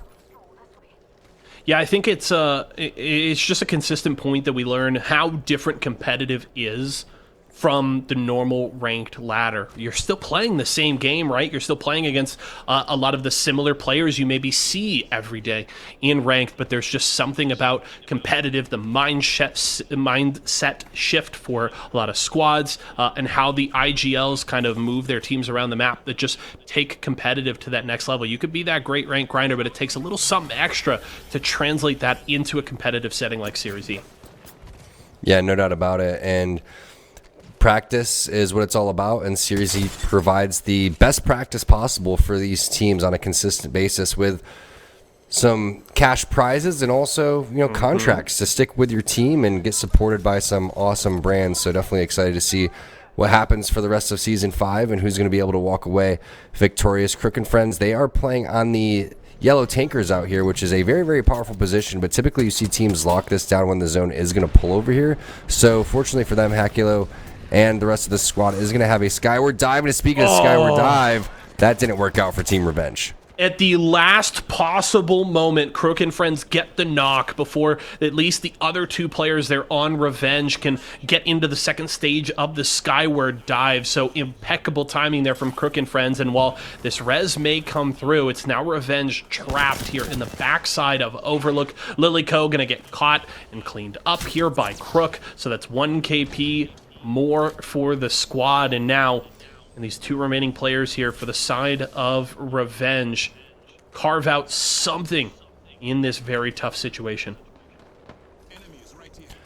The way that Crook and Friends has been playing, I don't know if they're going to be able to recover for this one. I mean, Hakulo's taking a decent amount of damage, but they're in this next zone as it's going to close. They have the scan on the next one, so they already have a plan going forward. And now we're on board with Phase 1 inside of the Fragment West area, and it's Messiah getting the knock onto Borosco. So Borosco somehow was able to get the banners for someone Sinus there, Yeso, and get his team back into it, but Al Karma is going to shut some things down, and now it's only up to Luck-Based Killer, and this is tough because you have Karma, who was popping off last week, hunting you down.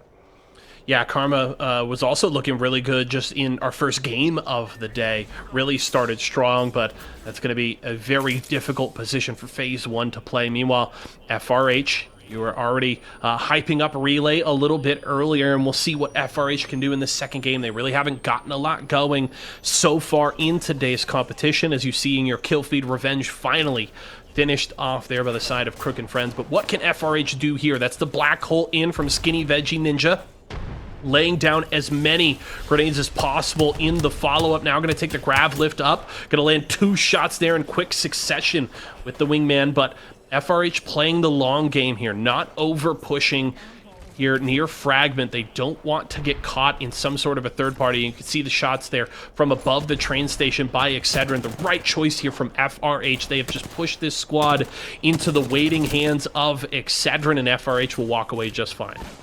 That's the tough thing about Apex, right? Because FRH did so much work there, and now Excedrin, based on this positioning where they decided to go through the train station, gets rewarded with these kills that were a majority of FRH's work. Is Vizio not having the day that they were hoping for. They're going to get dropped in 12th place overall until they are sitting in 10th place with 11 points.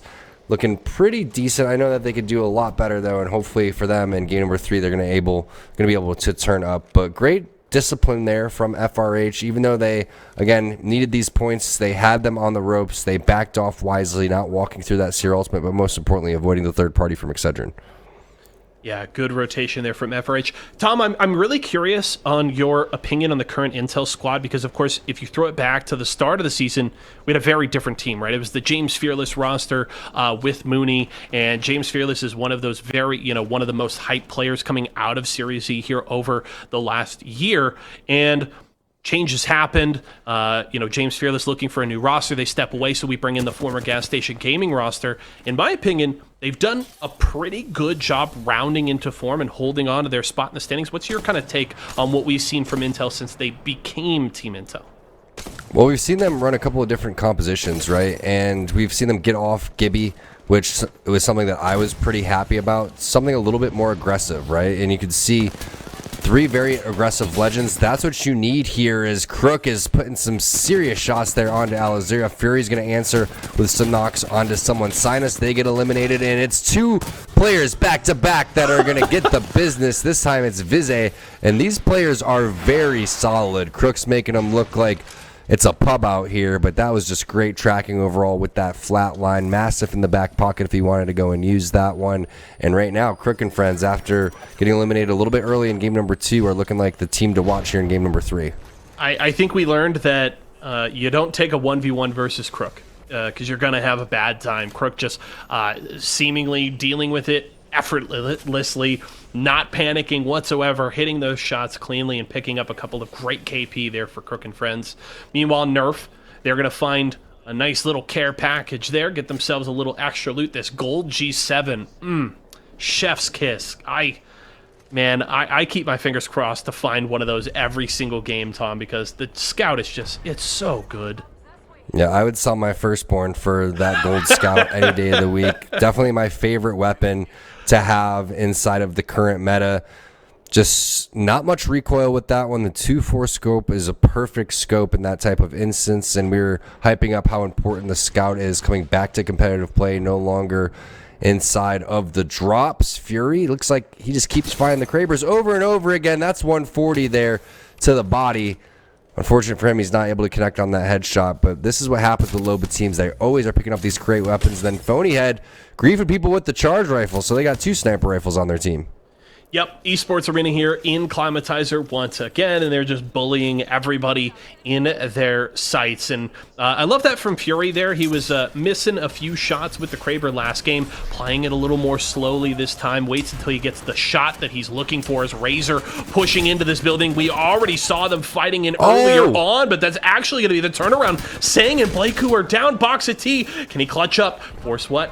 Is going down there. Razor, though, has been eliminated, and FRH coming in for the third party. Good night, Nerf. The big boys going out in game 3, 5 squads remaining. Can we highlight how Force was able to basically 2v1 right there? That was absolutely disgusting. Now the rotation's coming in. 5 full squads here of 3 slept on. Looks like they're going to be making a play over towards the backhand side, which I feel like is a genius spot to go and set up. So they're going to love what they see, but great armor, not the vibe there for Psycho. And now he's going to have to hold his knockdown shield up for Karma. And we've seen this from Psycho before, but Slepton has been able to respond. This is exactly the right play. You have to play this out as a 2v3 and continue to use that knockdown. The question is will Crook and friends continue to pressure here? They're going to go and take that kill and then maybe slowly pick them apart as Funny continues to pop off with the charge rifle. Yeah, they can certainly continue to play aggressively, but if you're Crook and friends, you may elect to just play the fight at range and recognize, hey, like we've already picked up the 1 kill. They're already just a 2-man. We don't have to put ourselves in a bad position to get third-partied by one of the other squads, but Crook's just going to hit his shots, and good night slept on there as Crook and friends now get into the top 3. It's Esports Arena, Intel, and Crook and friends, and Crook and friends with 10 kills to their name already seem to be the favorites in this final circle. And you mentioned Team Intel. This is their moment to kind of shine, even though Rambo is down.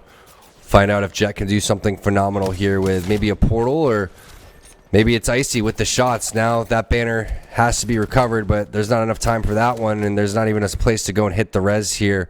Even with a mobile respawn beacon, you're going to get fully sent on. So tough situation for Team Intel, as now ESA and AP have them pinched between 2 different spots, and Icy's doing whatever he can with the wingman shots, but it's going to take a lot more than that to get some initial damage onto AP.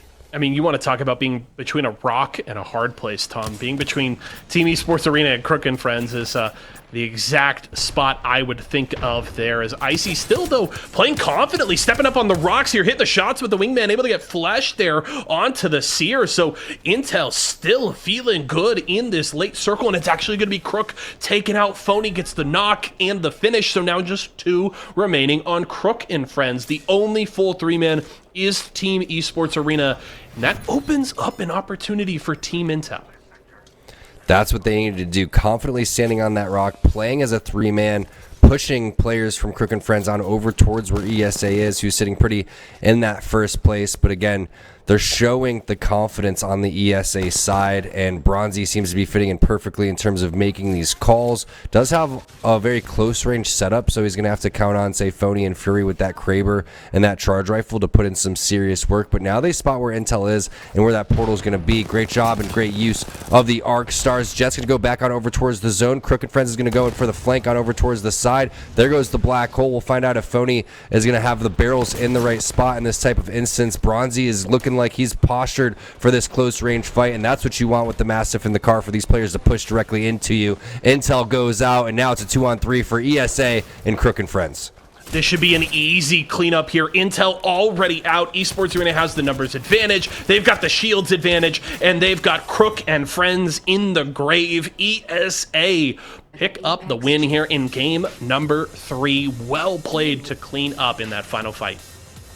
Everyone played that fairly well. I mean, you had the pressure coming in over towards the side from Team Intel with the wingman, and once you lose out on one of your players, that makes it so tough when there's one team with 3, and then you have the 2 duos over towards the side. But the portal was well placed from Intel.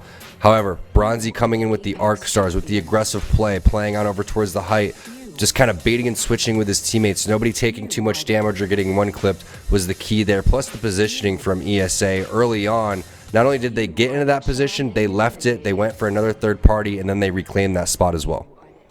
Yeah, and Esports Arena just playing so patiently, recognizing that they had the numbers advantage and they didn't have to force the issue and possibly open up the opportunity for one of those 2-mans to get that third-party advantage. Esports Arena just play it slow, know that they can just hold that center circle and continue to be in the strongest position, and they did exactly that. We got a lot of early fights here around Lava Fisher. Tyson been having a rough day so far, where it seems like every single game they get into a solid early fight, but that third or fourth party always seems to come in and clean them up, and it was Team Esports Arena this time around. Yeah, Esports Arena got the momentum fairly early. It doesn't get much easier than that to be able to hunt down one kill and then find the final player here eventually. Going on over towards the respawn side, I believe that was Bursty that they were able to hunt down, but that's what you're looking for, and they picked up a lot of points that game. I remember they were sitting at 29 right there. They eventually ended with 40 and even more as they were able to pick up the win and the placement points, so that may put them, after 3 games, right around that 50-point mark. I don't want to be quoted on that one, but we'll see if they can carry that on over to Storm Point now, because based on what we're seeing, Bronzy seems to be a great fit for this team on World's Edge. Yeah, they've looked really good so far, and whether they can carry that over to Storm Point today, we're not entirely sure, but we will find out very soon. Before we do that, though, let's take a look at our final Mobile One high-performance moment here for World's Edge on the day. And it was this early fight from, or not early, I should say, but this fight from Razor in the 1v2 from Force that you were a huge fan of, Tom. Yeah, Messiah came in with some help right there. Force around the corner is putting in some serious damage, but then here comes FRH, and then you also, I think, had ESA getting involved in this eventually. Great job coming in with the third parties. Nerf has been specializing in that. They get eliminated, but this was difficult for Razor. I mean, you're running and you're getting so fast there for Sang. He does hit one of the shots, but that's just not clean enough there. A little bit of a whirlwind, and that's not how you want to play when you're trying to take control of this building. Very failed third-party attempt pushing it on over towards that, but also they were a little bit on the run. Razor has what it takes, and again, that's what's so great about switching maps now. You had your first 3 on World's Edge, now we go to Storm Point. It's going to be a completely different story with different compositions. Yeah, definitely just a pretty clear division there to just get that little mental reset. But Tom, I know you wanted to take a look at the cumulative leaderboard for our partnered squads, so we can pull that up for you right now. Team Excedrin right below 1,000 points, but Nerf right on their heels ahead of that tie between Intel and Vizio. Yeah, we don't know where the cutoff's going to be. We'll have to, again, get word on that one, but it's either going to be top 4 make it or top 3 make it, and that's how we've seen it in the past, where it's around that halfway point. You want to be above that. So sitting in the top 3, you know for sure you're going to make it. Top 4, we'll have to get word on that one, and we'll do that very soon. But Razor, Mike and Ike, Tyson, they have their work cut out for them, and it's been a great day for Mike and Ike so far. At one point, they were in first place. ESA really stepped their game up, but you're starting to see week after week these open teams come and take points away from our partnered squads, and they have to be a little bit worried. Yeah, still a lot of work to be done there, especially if you are Tyson Vizio. They're on that bubble, whether it's at 3 or 4 teams. We'll keep an eye on them and the rest of our partner squads as the day continues. We've got the second half action for you when we come back. Listen up, esports should be for everyone. That's why Esports Arena's launched our own tournament series called Player vs. Everyone, where you get to compete at multiple different titles, multiple different locations, whenever you want. Just watch this and check it out. I believe we have the best Apex Legends PvE player. Oh, I think he's close to breaking the record. Best Apex Legends player in Scottsdale, Arizona. Whoa, Tyler, hold up a second. We got someone out here in Salt Lake about to smash the record. What'd I tell you? Salt Lake City every time. PvE has something for everyone. Here in Miami, we absolutely crush it at Mario Kart. Come to the final part. Oh, there we go. And that's going to be the top score for the day. See if you can beat that on the leaderboard. The day's not over yet, Luke. Here at Esports Arena Cincinnati, we have somebody who's going to beat the Mario Kart record. So close. But the good news is you can always try again. That's PvE in a nutshell. So find your nearest esports arena, because it could be you atop the leaderboard. See you later.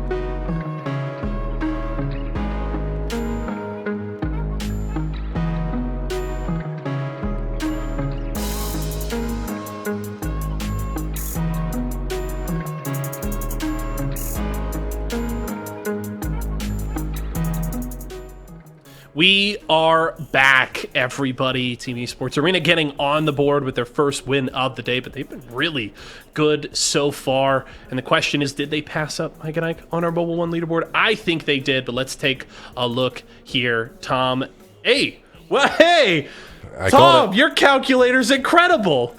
It really is. I don't need one. I just did that all in my head. You know, high school dropout here doing that. Look at me go. Esports Arena has looked so good, especially in that final game right there. But again, a lot of our partner teams are looking really solid. LTC didn't get the points that they were looking for, but I've been so impressed with them. Crook and Fred's kind of like living up that hype that we were expecting from them. Mike and Ike and Nerf having a pretty darn good day as well. A lot of teams still on that right-hand side of the leaderboard, though, and now's their opportunity that we move to Storm Point to switch things up. And excited to see what the compositions are going to be. We could see Vizio is looking like Blitz is going to go with a little bit of Gibby. Jet is busting out the Bangalore. So those are the two kind of unorthodox picks I'm seeing. We have Elusive Chef on the Vantage. Then you're going to see SRC Primal going with Newcastle as well. Other than that, pretty straightforward stuff. And it's going to be an awesome set of 3 games. Thanks for joining us if you are just joining us. And if you stick with us through the break, well, get ready for some awesome Apex, especially from this team that's in first place, Team Esports Arena. Yeah, ESA has been really good all throughout the day so far, finally getting that win to really push themselves ahead of the pack. But that kind of clump that you set up there between 2nd and 6th place with, you know, Mike and Ike, Nerf, Crook and Friends, LTC, etc., all in there. It's going to be a very tight battle for that 2nd place. But if ESA keeps playing the way they have so far today, they're really going to open up that gap between themselves and the rest of the field here. They're going to land just to the southeast here of Mill, looking for that early armory start. But we jump over to LTC, who are in the early 50-50, and it's with Locks and the squad here. 2 down on the side there of LTC. It's Someone Sign Us in the 2v1, and LTC taken down. Antenna gets some early action, and Someone Sign Us come out on top. That's big, and that's twice now Someone Sign Us and LTC have duked it out, and that has resulted in LTC going down. Granted, it was a third party that came in from Team Razor originally, but it was Someone Sign Us with the initial pressures. So if it wasn't for Someone Sign Us, LTC could be sitting really pretty on that leaderboard. Even though they are in that top 5 area, it could be a lot more for them as we take a look at the zone and where it's going to pull over towards the northern side. A little bit over towards where Cascade Falls is going to be, so you can see a lot of congestion over in that checkpoint area. Is going to result in some very important setups for the long term. Yep, that's going to be pretty good for Revenge if they just want to play that kind of center circle and bide their time. They don't not have to go anywhere if they do not want to. Meanwhile, we check in here with Tyson, Joey Blackout, with this Havoc peeking around these bins to try and get some damage onto these players. Tactical shield here down from the Newcastle. That's going to be shields cracked onto that SRC player, but Joey Blackout is down here. Bursty going to quickly follow. It's SRC Primal and Tyson here, and somehow Tyson comes out on top, but it seems it's only because Nerf came in for the third party, and they're hunting for this final kill. And this is what Nerf does. They're so good at pushing in for these third parties. Looks like they're going to go up opposite zip lines here. Turns is going to back down and loot the rest of this as Tyson does get eliminated. Look at the amount of death boxes that they have here. Spitfire alternator. He's going to be getting rid of those here very shortly for some R301s, maybe some scouts if he's lucky and they have the scopes for it. Would also like to point out, finally, after playing Apex for years, I got my first heirloom and I went with the Valkyrie one. Nice, congratulations. I've actually had a little bit more luck, and I'm actually sitting on heirloom shards right now. Wow, who sits on them? So the problem is like my mains right now are Horizon and Seer. So neither of them have an heirloom, so I'm kind of saving it to see if maybe one of them gets an heirloom soon. Otherwise, I think I'm probably going to go with the Wraith heirloom, the classic. I already have the Octane knife, you know. Yeah, it's really hard to turn down the kunai. I almost thought about getting like a kunai tattoo because I knew I was never going to get one in real life. So I figured just accept it and move on. I thought about the Bloodhound one too. It's definitely facts that it improves your gameplay because you just feel so much cooler running around the map. Yeah, I feel like especially the Bloodhound, Gibby, and Wraith heirlooms all just make you an instantly better player. Oh, 1,000%. And also, I think it takes up a little bit of the screen too, which I'm not really mad at, but it's just really fun to move around. And there's also like I don't know if anyone's ever seen the kind of hidden animation or the one where Valkyrie does the DBZ kind of push out with the hands. It's pretty cool. It happens like super rare. It's a rare animation inside of the game that if you're just kind of flying around and moving really quickly, the game's like, all right, this guy's power level's over 9,000. Love the DBZ references wherever I can find them. Even if you look up our TikTok and see me saying that DBZ is mid on TikTok, just ignore that take. As we jump in with Team Esports Arena, we're just going to move on here, Tom. And they're looting up using that black market here. And we'll have to see if they can keep things rolling. They got that win in game number 3. They're already up to 51 points, and they're hunting for more. And you were talking about last game, Tom, how the pace has been speeding up here a little bit through that first half. It has kept rolling here into game number 4 because already down to 15 squads here in game 4. Yeah, this is what we expect from the pace too, right? This is your typical open night pace. A lot of teams are going to duke it out, and then once you get inside that top 10 area, things are going to slow down. So expect a couple more edge fights overall. Literally vibing, not looking too good in terms of the armor situation, but they're trying to infiltrate inside of these buildings and find out if there are any players in the area. And based on the player outlines that we fortunately have as casters and as viewers, we're able to see that. But Banshee falls through the awning, and now he's going to have to relocate. Yeah, it looks like Razor in the area. A lot of pings coming out. They seem to have a good idea where these players are. 14 damage there from Blaiku onto the blue shield. Gonna look for that heartbeat sensor to try and get a better idea where the rest of the squad is, and seems to be pretty content with the fact that they are still kind of all holed in that same building. Blaiku gonna see if he can get eyes onto the roof. Won't see anybody up there. So Razor playing this one nice and slow. Of course, they got punished in our last game for going for that aggressive push onto Nerf that forced the Messiah were able to turn around, and then of course the third party came in to clean it up. So Razor be slowing things down a little bit here on Storm Point. Might as well. Again, it's all about getting towards that end zone and picking up those placement points. If you can find the kill points, that's great, but they've been falling short in terms of getting third party to ton, and that can make you turtle a little bit and slow things down. Big damage there onto Wizard Coin. He's going to go and have to hit the battery. Only has one more in his back pocket. Unfortunately, doesn't have his ultimate coming up either, so they're going to have to figure out how they're going to approach this situation. I love the composition that we're seeing out there. I feel like Ashe is very, very underrated, especially on our open nights here too. You can find out where these death boxes are, go and hit these third parties. Rambo with the shots coming in with that R301. That could be enough damage to take that Seer down just because of the zone coming, but Elo, he just gets completely ripped apart by Goat and friends. Jet with the Hemlock trying to do whatever he can to lay down some cover fire, but that would be a great time to lay some smokes. Yeah, it's a little bit slow there from Jet. I mean, he needs to hit all of these a little bit sooner between throwing down his ultimate, etc.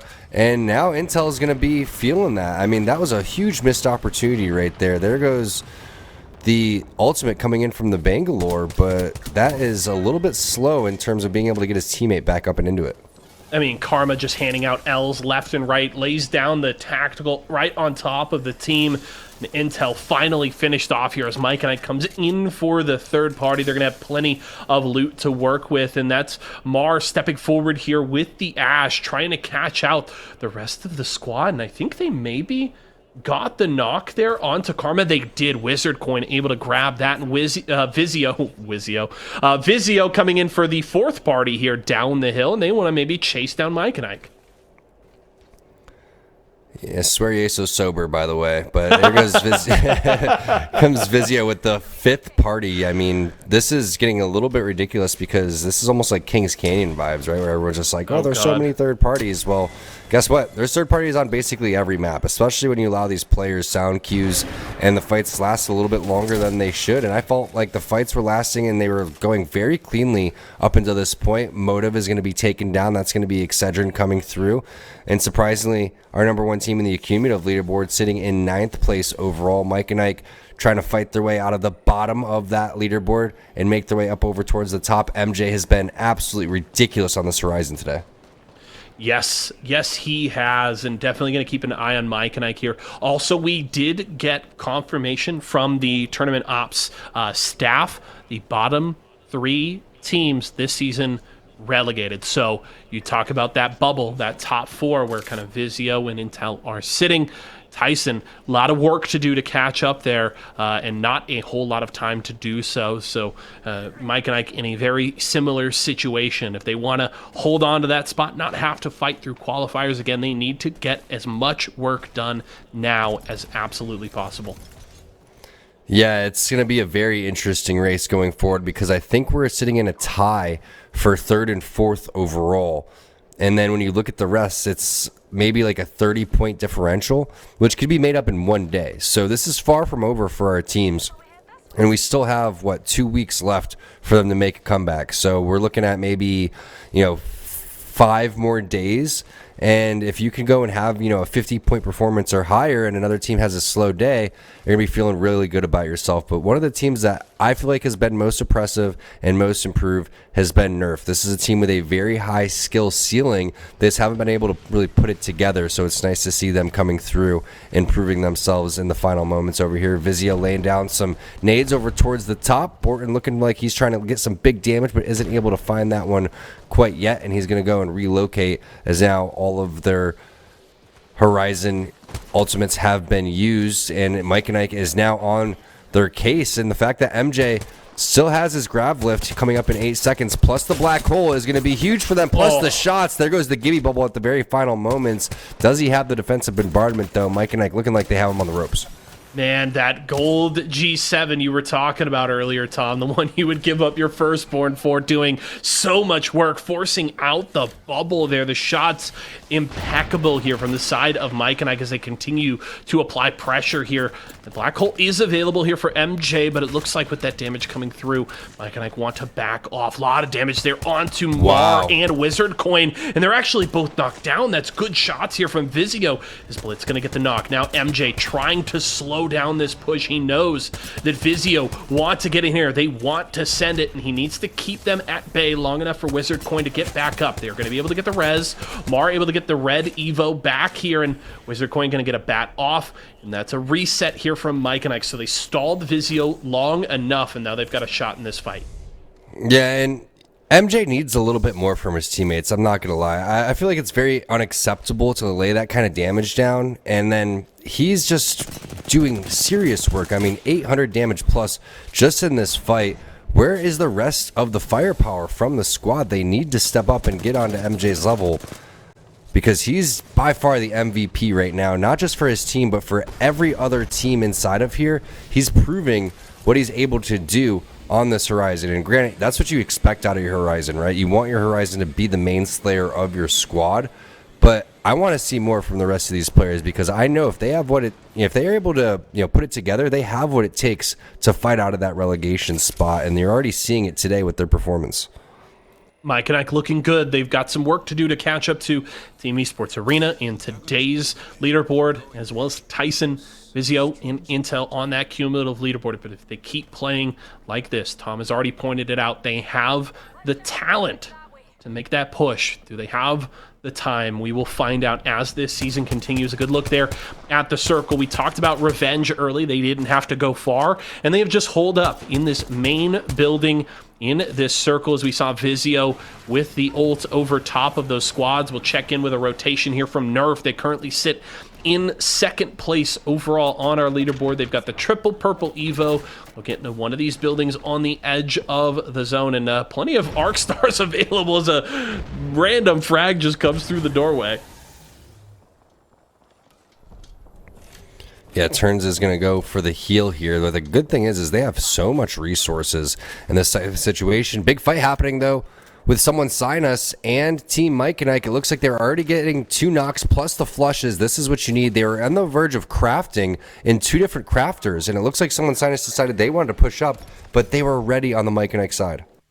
Yeah, now it's just down to locks here. Is hold up outside of the circle, is playing the Valkyrie.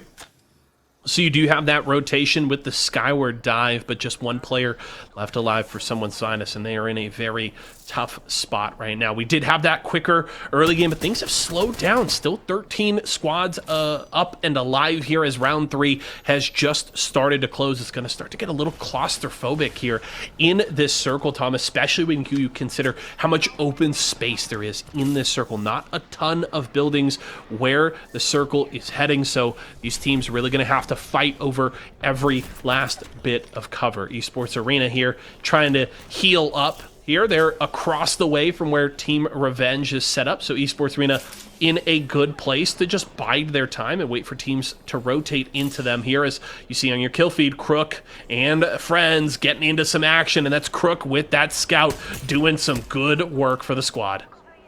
Scout is so useful, especially on Stormpoint where there's a lot of open areas where people are going to cross over. But also, throughout all that, Mike and Ike continues to pick up kill points. So this is a huge game for them. They're also coming in from the southern side of the zone for where it's going to pull to, and it's going to pull away from a lot of these teams and where they're anticipating it is. So this is a huge opportunity for them to continue to add to their stock here. You can see top spot Esports being taken down. Bronzy getting a knock there onto Kim Chi Lee. This is another team getting eliminated, and now we're down to 11 squads. This is pretty fast pace here for Stormpoint. Yeah, things really starting to pick up as these teams get closer and closer to each other. Crook and friends still looking for whatever KP they can kind of scrounge up here on the edge of the circle. Beautiful look here at Razor and Nerf in the area here with Crook and friends. This is going to break out into some very bloody action very soon. Razor in the middle, hold up in this building.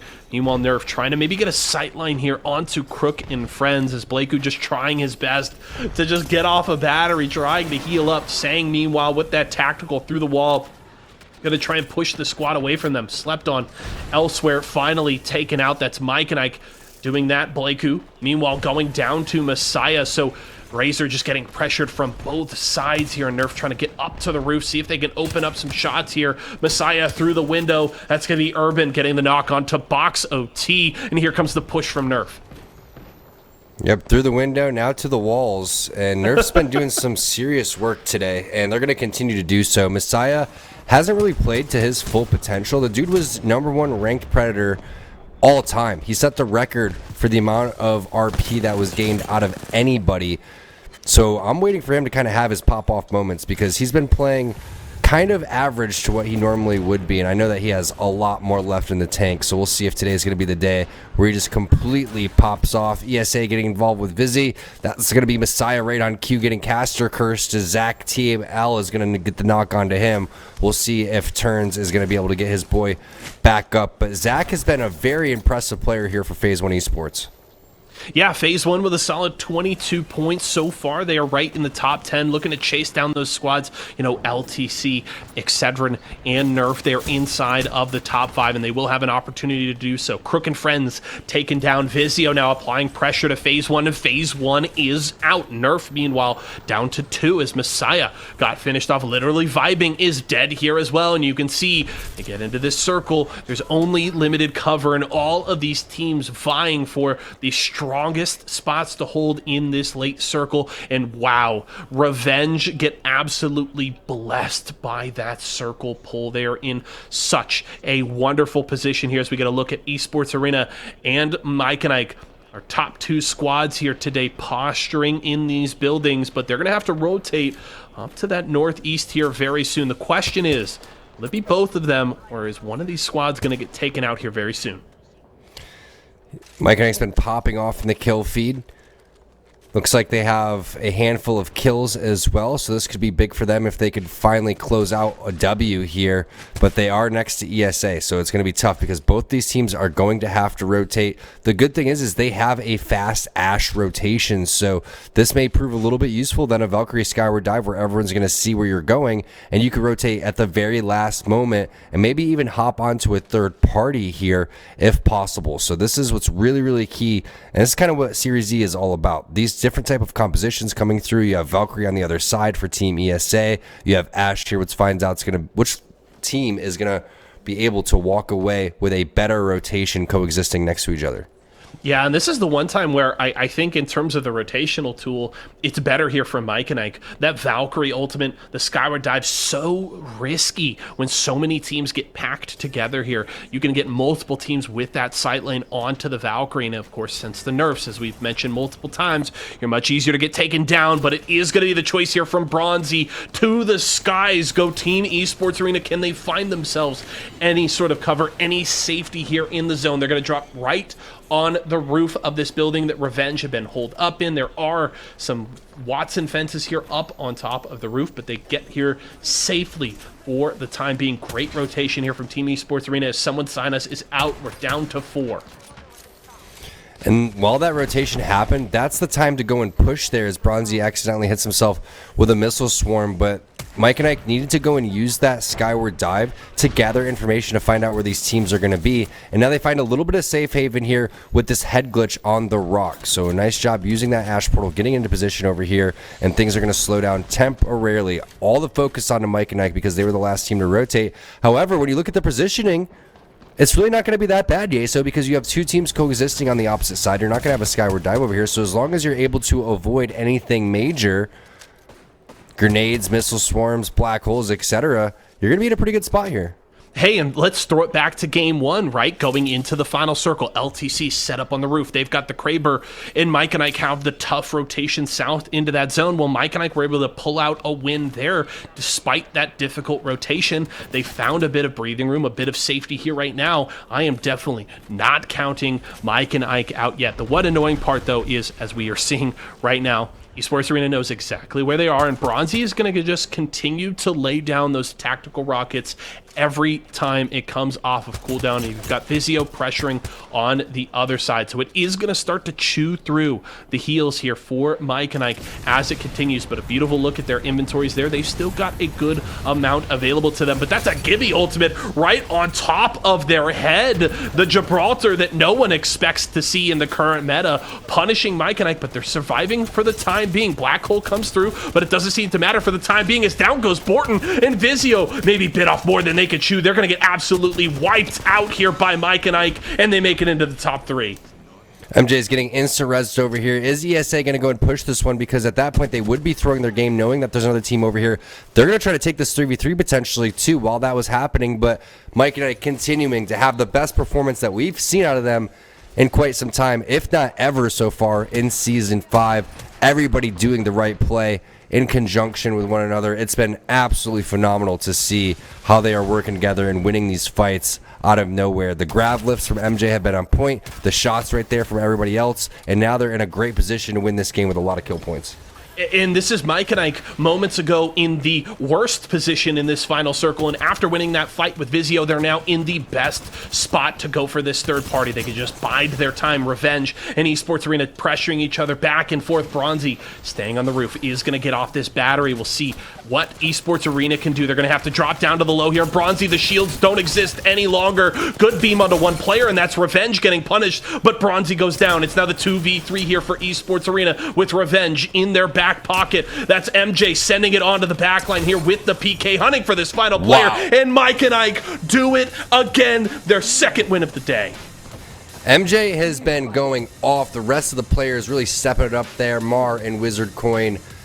That is what you do if you're looking to fight your way on that accumulative leaderboard. Mike and Ike is having themselves one heck of a day.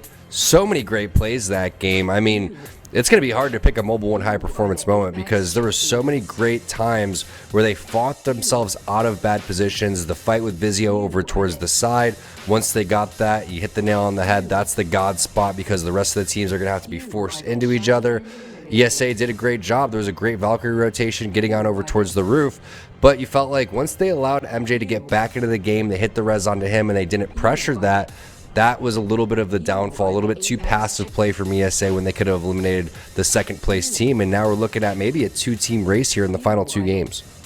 Really just feels like the story here for Mike and Ike today is pressure makes diamonds, when those rotations are tough, when their backs are against the wall, Mike and Ike are able to bring out the best of their abilities, and it showed in that final circle. We also got a good look at a lot of teams here converging north of Cenote Cave. We had the 4th and the 5th parties here with Intel jumping in, Vizio and Excedrin as well, and Intel unfortunately get punished here as it was slept on, rotating in on them, and Karma just shows up on the kill feed so often today. Slept On has had kind of an up and down performance so far, but really seems like Karma is playing his best Apex Legends right now.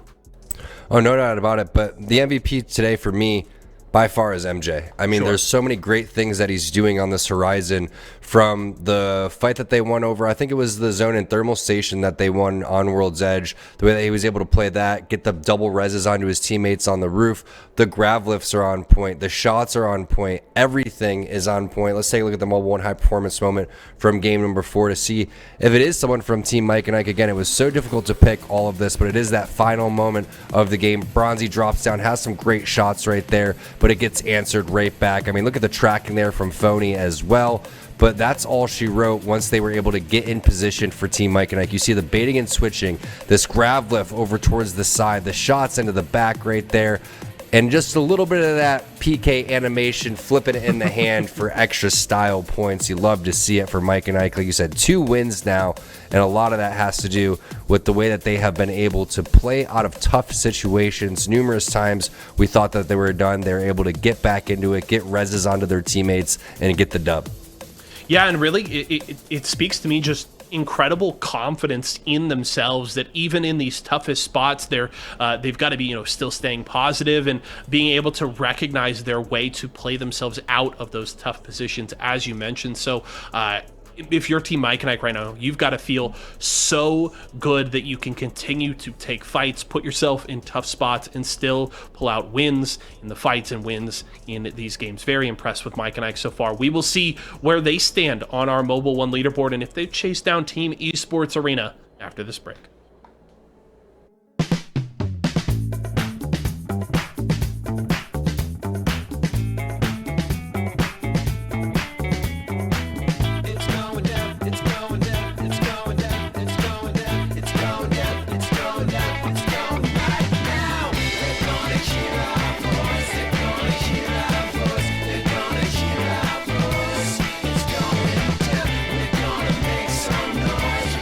Make some noise.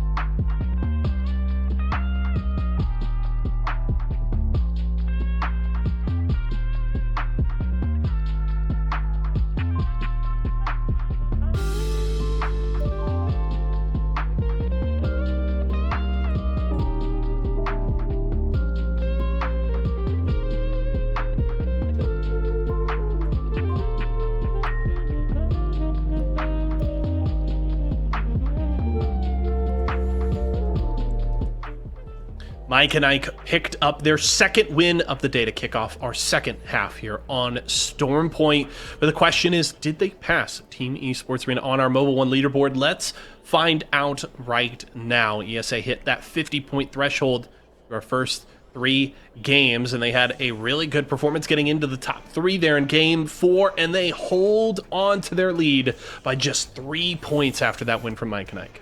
This is so big for Mike and Ike because 57 points is a lot, especially when you look at what Tyson has, right? They almost have 50 points more, 48 more points than Team Tyson. They're trying to climb up, beat these teams like Razor, Vizio, etc., so they can fight their way up on that accumulative leaderboard and avoid relegation. If they continue to play like this, and with a couple more big games, heck, another win or 2, maybe they can get even back-to-back wins. We'll see if they close out Storm Point like that. But this is what you want to see from teams fighting in the final month here in Season 5 of Series E.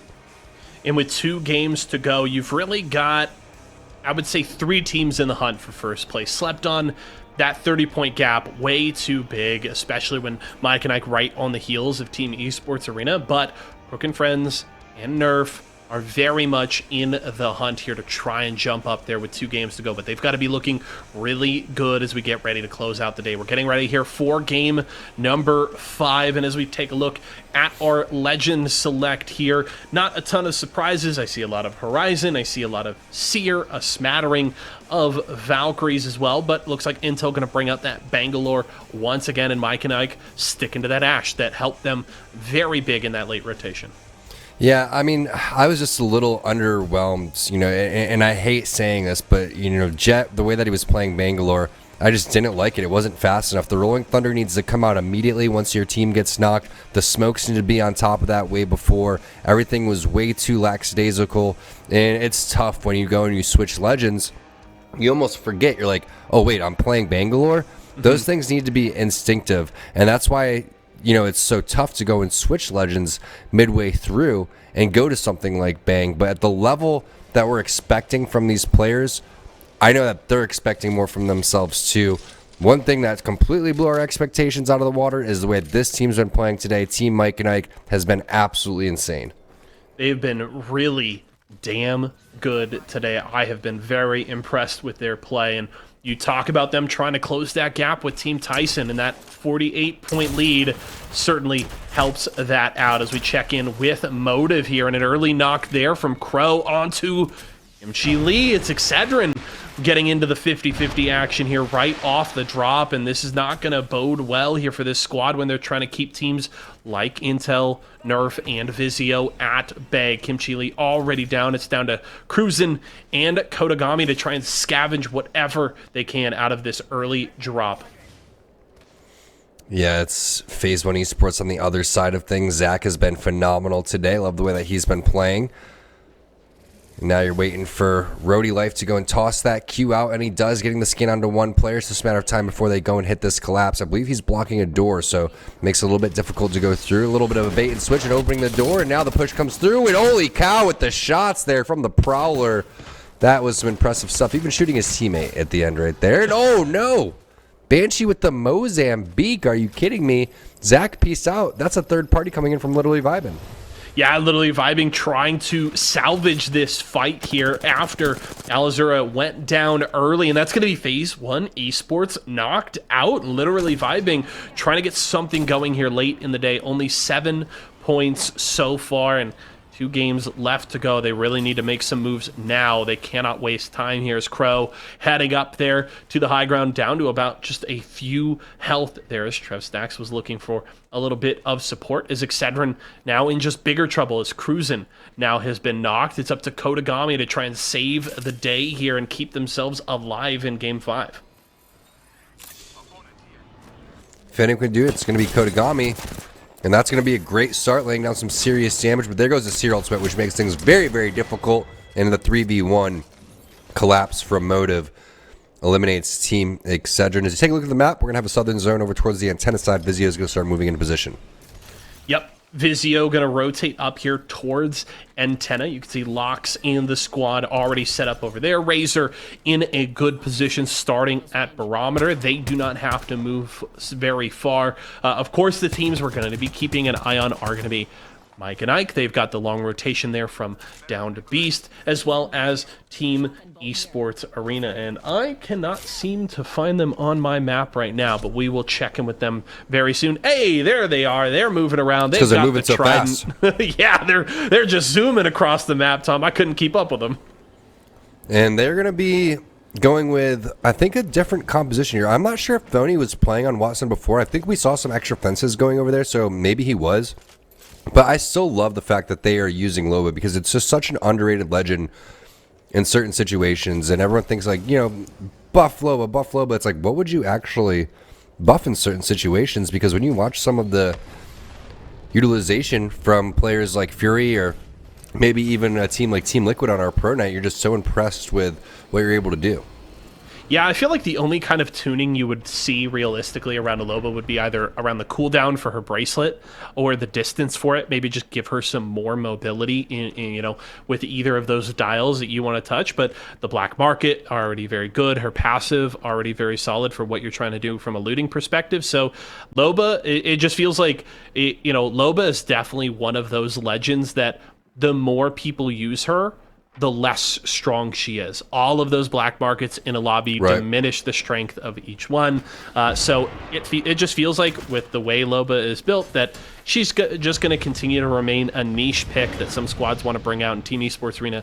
Definitely one of those. Vizio here dealing with a black hole. Let's say 2 here as that forces out the bubble there from Blitz. As elsewhere, Crook and friends are in a fight of their own. Blitz trying to get up to the 2nd floor here, and he's just able to crawl his way up there. Looking to get the positioning here on the stairs with that EVA 8. Will get off one shot.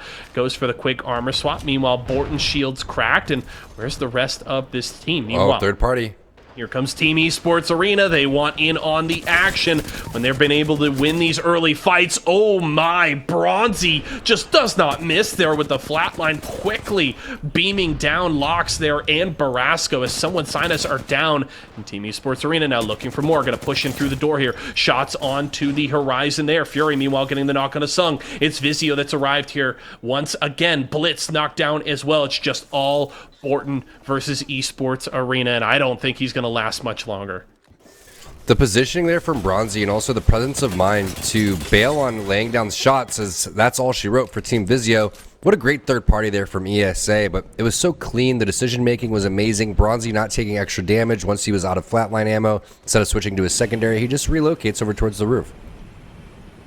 Meanwhile, rotation in here from LTC Esports. They had a really strong start to their day. Their first 2 games, very impressive. Have slowed down a little bit here over games 3 and 4, looking to bounce back in game number 5. Meanwhile, Revenge, who we didn't see a ton of from last game because the circle came right to them. They holed up in a building, bided their time, finished in 2nd place. We'll see what they can do this time around. They've got 29 points to their name in the top 6 here so far, and we'll see what they can do with that here in Game 5. Meanwhile, Crook and friends, they're inside of the top 5, and this is a squad that, when you look at the names on it, Tom and I, we definitely had very high expectations for this team today. They have delivered on it for the most part, but the wins have escaped them so far today. Yeah, there was a couple minor mistakes here and there, but still this game and another one to kind of remake it, and they've gotten pretty good position here inside of the zone and a couple of kill points along the way. It looks like Crook was considering tossing that down, but they have to check the area for potential third parties, which is very smart and heads up. So it's just a matter of, do they want to go and send that? And hey, Crook, looks like they know exactly where you are. So now that those shots have let fly, it's going to be a much more methodical push coming in from Crook. So there goes the missile swarm potentially to break down a door. There goes the ultimate to find out how many teams and players are inside of that area. And interestingly enough, Crook's not interested in pushing this. Yeah, it does have the G7 Scout, so if they just want to play on top of the hill and try and poke away with some damage there from that light marksman rifle, they certainly can, but there's not really a lot of great sightlines into those buildings from this side, so doesn't surprise me that it's either push or get out of dodge, and it seems like Crook and friends don't seem too keen on going for the push into that building. Meanwhile, we check in with Slept On. And they're chasing some kills here, getting through the doorway. Good shots there with the car from Karma. Shields cracked onto the Valkyrie, and they're looking for more flesh there onto the Valk. That's going to be Alazura knocked down here, and they're going to quickly thirst that kill. But the castle wall has come through, so does provide a little bit of defense for the squad. Karma in trouble. Goat goes down. They may just turn this fight completely around. Motive have arrived in for the third party here, and it's all going wrong. Literally Vibing are out, and Motive are hunting for these last few kills. That's going to be Goat finished off there, and it looks like maybe Karma the only one to escape from the clutches of Motive. Great timing on the third party as Karma is going to get out of there. We'll see if they can recover that banner and come right back as another fight is going to be taken from Nerf onto Team Tyson. And Team Tyson continuing to have themselves a tough day overall. But Nerf has been playing out of their minds, as has Mike and Ike. Esports Arena has been there. Crooks and Friends has been there. One of the teams that we haven't really highlighted, and you mentioned them before, was the team in second place of the previous game, Team Revenge, I believe it is. They've silently pushed their way inside of the top 10 as well. Yeah, Revenge have looked solid. Not an action-packed day from them, but just some consistent placement points that they've been able to put on the board has them firmly inside of that top 10. The question is, can they stack some good KP on top of that to really jump up towards that top 3? We will have to find out. No KP for them so far in this game. Also, just important to note, I did talk about it at the top of the show, just some recent roster changes for Revenge. Lily Ko joining the team. They also added Escape, formerly of 303 Esports North America, on as their coach. So Revenge still, I would imagine, going through some of the growing pains of adjusting a roster here, but I would say for an early competition here in Open Night, they've looked pretty good so far, and I would love to see more from them in the future, but they're just playing nice and slow here outside the southern edge of Antenna. I really want to just bust out an Usher joke right there, but I'm going to hold back as much as possible. You were already hitting the window to the wall earlier, too. I was like, how does that lyric end, Tom? V-E-E-N-G-E. All right, I'm done. My boomer is showing, but I like the way that this team has played. And LTC as well. I think those have been kind of the two open teams that have been surprising, because when we're talking about names that we haven't necessarily seen as much, these are the squads that you look forward to learning about. And these are the players you don't just randomly get inside of the top 10 of an open day when the lobbies are this stacked. Because you look at a team like Team Tyson, which is already set up to potentially make their way into the next season. They're outplacing these teams. So it makes you wonder, are they going to come through and try to play through the qualification process? And what will that qualification process be like? Because I feel like it's going to be stacked.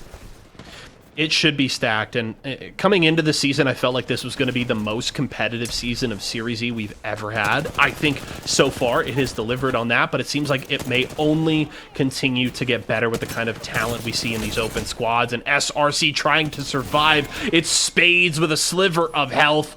That's Motive going to clean them up. Sumo going to be able to get the res here onto Trev Stacks. They are right inside, or right near Jurassic Park, I should say, and it looks like Nerf has spotted them out, and that's going to be Force looking for the Sky Nades, trying to clean up Motive here. They're going to just lay down as many Arc Stars as they can find. 36 damage onto one. The big one damage. To more.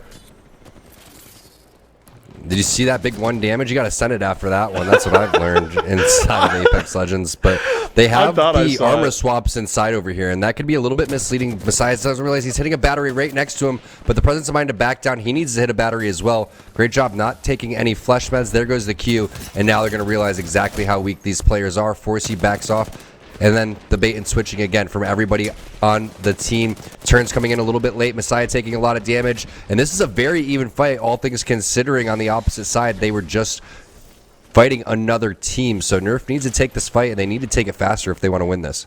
I mean, Nerf has Motive backed into a corner, but Motive is holding their ground. Crow finally going to go down with their trade back onto turns, and finally they are finished off. It seemed like Motive finally got confident enough to send it onto Nerf. And Nerf got exactly what they needed with that push. But Team Esports Arena rotating in. They want the third party here, and they're going to get onto Nerf here with some early damage. Now it's Nerf on the other side of this fight. Phony stepping forward. Bronzy taking a lot of damage here as Phony going to peek around here with the PK, the 99, but it's only going to hit the knockdown shield, but they're finally going to get the finish there onto the rest of Nerf. But Mike and Ike is here as well. You get a third party. You get a third party. Everyone gets a third party here as that's the knock from Mar with the scout onto Phony. They're going to quickly finish off that kill, and look at the litany of death boxes here, T-squared. Everybody is dead at the north of the zone.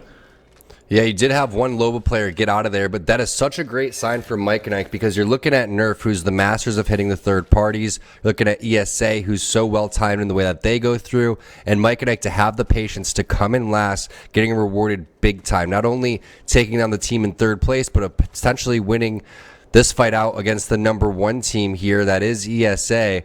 And now the zone's starting to close. So I highly doubt Fury's going to be able to get these banners. Round 3 is going to eat you alive. He's just going to have to run, and hopefully for Team Esports Arena, I don't even know if he's going to be able to get past this area. I mean, he's going to have to hit medkit after medkit the entire time. This zone is brutal.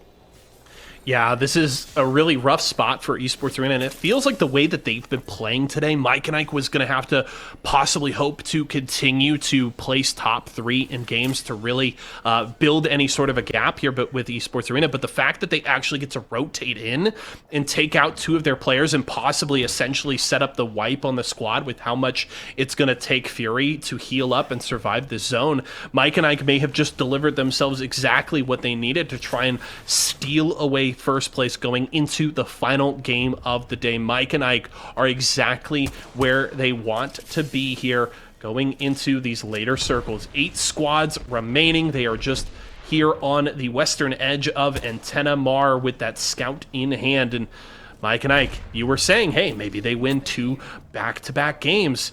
You know, who knows what happens in these late circles, but they have certainly given themselves the opportunity to continue to excel here tonight. Yeah, with 8 batteries, there's no reason for Mar to back down and play safe here. They need to establish that they're a solid team that's on the roll now, and I need to see some big scout shots coming down. There's no reason to kind of back off here, right? You get a little bit afraid of losing some HP. Here comes the potential portal play. They're holding onto it temporarily. The missile swarm is going to come in. That's going to connect on 2 out of the 3 players, actually all 3 of them as the heals are coming through. But he has the right idea. We're fortunate enough to have these player outlines, and now that the damage has come onto this player, Mar looks like he wants to send it. I love this play. Well set up, able to hit a couple of shots there with the scout, forces that player to back off. It immediately opens up the rotation here from Mar, and while the black hole will come through, Esports Arena elsewhere finally taken down, and Mike and Ike are going to feel really good when they see that in their kill feed. Mar going to take some damage there from the thermite, but should be just fine to get off one of these 8 batteries that you highlighted, Tom, and that is a very healthy Ash as they're going to take over the roof here. Wizard Coin eating a lot of damage. There's a lot of teams that have sightlines here onto this roof, and Mar's going to go down now. Can Wizard Coin and MJ save the day here for Mike and Ike? They're at 63 points, but FRH want in on the action. They're going to climb up to the roof following that black hole. Good damage onto Flesh there from Relay as Wizard Coin is down thanks to Carlin Farm. Gravity lift back up to the roof. Shots onto that final player. It's going to be MJ falling in the end. FRH have wiped out Mike and Ike. Tough for Mike and Ike. I mean, they had the momentum. Things were looking good. Just not really confident in taking that fight. And, you know, based on what they had the black hole coming through. There should have been a little bit more aggression coming in for Mike and Ike, and they danced around a little bit, and they caught the brunt end of a third party across the map. They didn't even lose that fight in a 3v3 type of fashion, so we'll see how they're going to be able to recover now. A majority of our teams in the top 3, actually all of our teams in the top 3 have been eliminated, so here's a team in 4th place right now. It's Crook and Friends. Yeah, Crook and Friends with a huge opportunity here. If they can get a top 2 finish here, pick up some more KP than the 4 that they already have, it would go a long way. They just picked up a few more points as Slept On and FRH quickly eliminated. You could see those points ticking up on the HUD above their name. They're at that 50-point threshold now. And this could mean, Tom, we go into our final game of the day with a 3-horse race, maybe even 4. Crook and Friends, Nerf, Mike and Ike, and Esports Arena. It's going to be a hell of a run to the finish. Yeah, it's going to be 4 teams for sure when you look at how this one's panning out, because I'm expecting, based on the positioning, for Crook and Friends to continue to get more points here. I mean, they all have great armor situations. The only thing Hakulo is lacking is batteries. You can see 1 battery, 11 cells, no major med kits. So if anything, that's the one thing that's going to be holding them back, but they have a lot of room to play with. Yeah. Crook and Friends going to be in big trouble here, though, as Urban down to a single sliver of health. Crook and Hakulo going to step forward to try and open up a little bit of space here for Urban. They're going to pass over that Phoenix kit to get Urban back to full health. Yeah, I think they have 4 batteries across the entire team. That is going to be a very tough position here for Crook and Friends, but they have the skill in these fights. If they can wipe out a team and loot some death boxes, would open up an opportunity. They're just trying to find what is their best angle to play here. Meanwhile, LTC with a Kraber in hand. This looks familiar, Tom. Yeah, that was the damage onto Urban earlier, and LTC, they lost 50-50 in the previous game, in game number 4. They had a tough go of it in a third-party situation in game number 3, but started off so hot in game number 1 and 2, and this was their play style. This was the composition that they were using before, and very similar with Kraber in hand, like they were doing over towards the thermal station side in game number 2. So great job from LTC, one of our open teams, really proving themselves again. They came out of the Walmart Orlando location. They qualified for a spot in Series E based on how well they did. If you want to see the locations, exclamation point locations in the chat to find out Esports Arena near you. And Daniel, let's see if he can take some heads with this Kraber. We'll see. Revenge, Razor, LTC, and Crook and Friends, our final 4 teams, is Urban going to go down there. Wonderful shot, 140 there to the body from Not Daniel. Razor and Crook and Friends duking it out. Sang is down here. Crook is dead as well. Looks like just 1 member remaining there as Crook and Friends go out, so they aren't going to get as much out of this 5th game as they were hoping to do. Revenge, meanwhile, holding on the top of this hill. Revenge trying to get shots there towards LTC, but they've got that castle wall as well as the Watson fences to play with. But Revenge in a really good position. They've got the high ground, Anakin. They're saying, don't you dare try it. Razor to their right, LTC to their left. And Carlon was the player that had the scout in hand to take down Team Mike and Ike, who was really thuming in this lobby. But look at the shots, and you can see why, being an absolute nuisance with that 3x. Has the Prowler in the back pocket. Problem is if you go and push this, you're really opening the door for Razor. They're swinging around, and I don't know if Carlon should be playing this aggressive. They could use Team Razor's positioning over towards the side to basically pinch LTC, and now they're getting focused. Razor could have maybe popped out and peeked right there, but it looks like LTC is going to swing over towards the side. Maybe they'll have a Newcastle wall up for grabs if they want to go and do this, but I love the way these 2 open teams are playing this. Razor's a little bit in a tough position because the zone's going to start closing and collapsing on them first, so they're going to be the first team to move. Yeah, it looks like LTC really wanted to try and get a sightline there onto Razor, recognizing that that position is not going to be tenable for very long, and they'll have at least these bins to work around. Beautiful shot there from the Kraber, and there's Revenge sending it on to the backs of LTC, so it looks like Razor is going to get the third party. How healthy can Revenge come out of this fight? Carlin trying to hit the battery. The push is likely on its way. LTC have been wounded, but not taken out quite yet, but Not Daniel is gone. 2 members remain on the side of LTC as Revenge and Razor take pot shots at each other. Stick's going to take a lot of damage here, and here comes a send from LTC. They know they've got the opportunity as a lot of damage comes through from Dan Mantic. LTC, though, are out, and Razor just slide in to clean up the final kills and take the win in Game 5. Razor almost gifted that win. Yeah, they played that extremely hard, but the way that LTC and Revenge kind of took each other out made that much easier than it should have been there for Razor. But the patience is key. The timing was key. Everything really aligning for Team Razor to get that win. And man, did they need a slow start to the day. It's kind of been a slow start kind of for their season as well.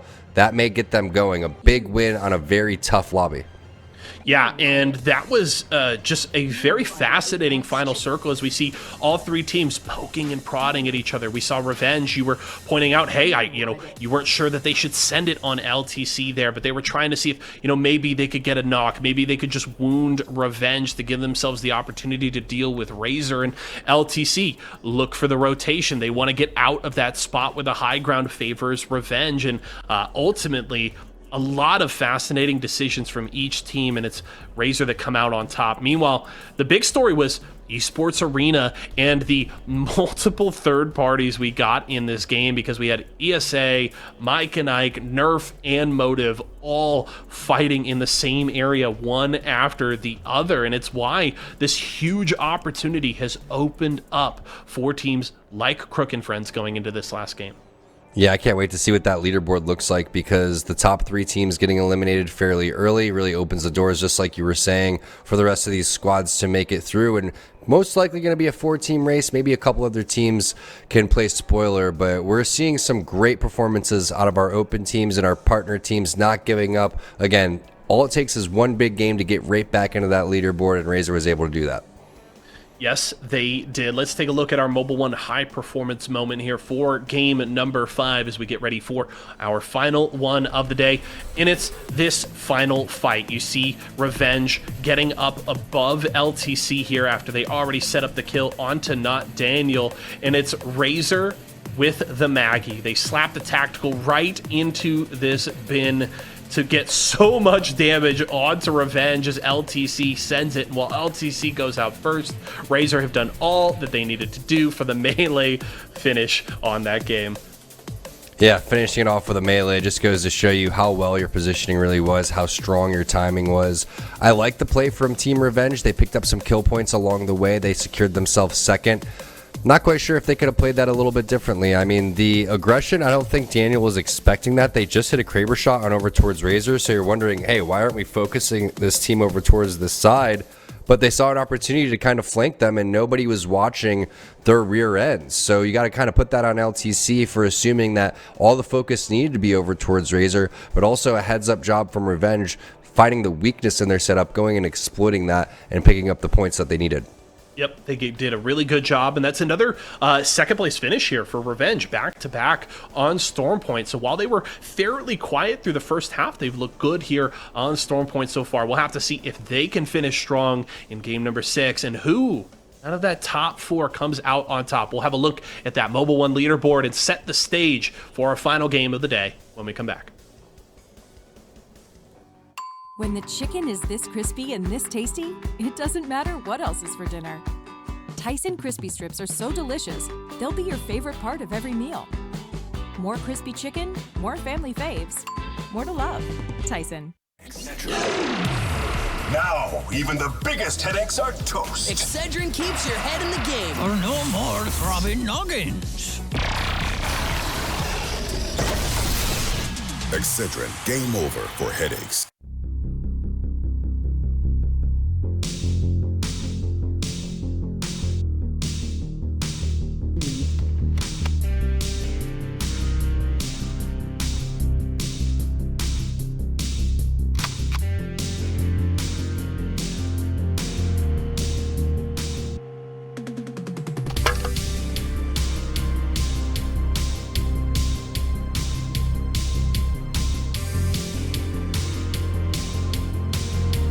For nothing, baby. Let's get in there.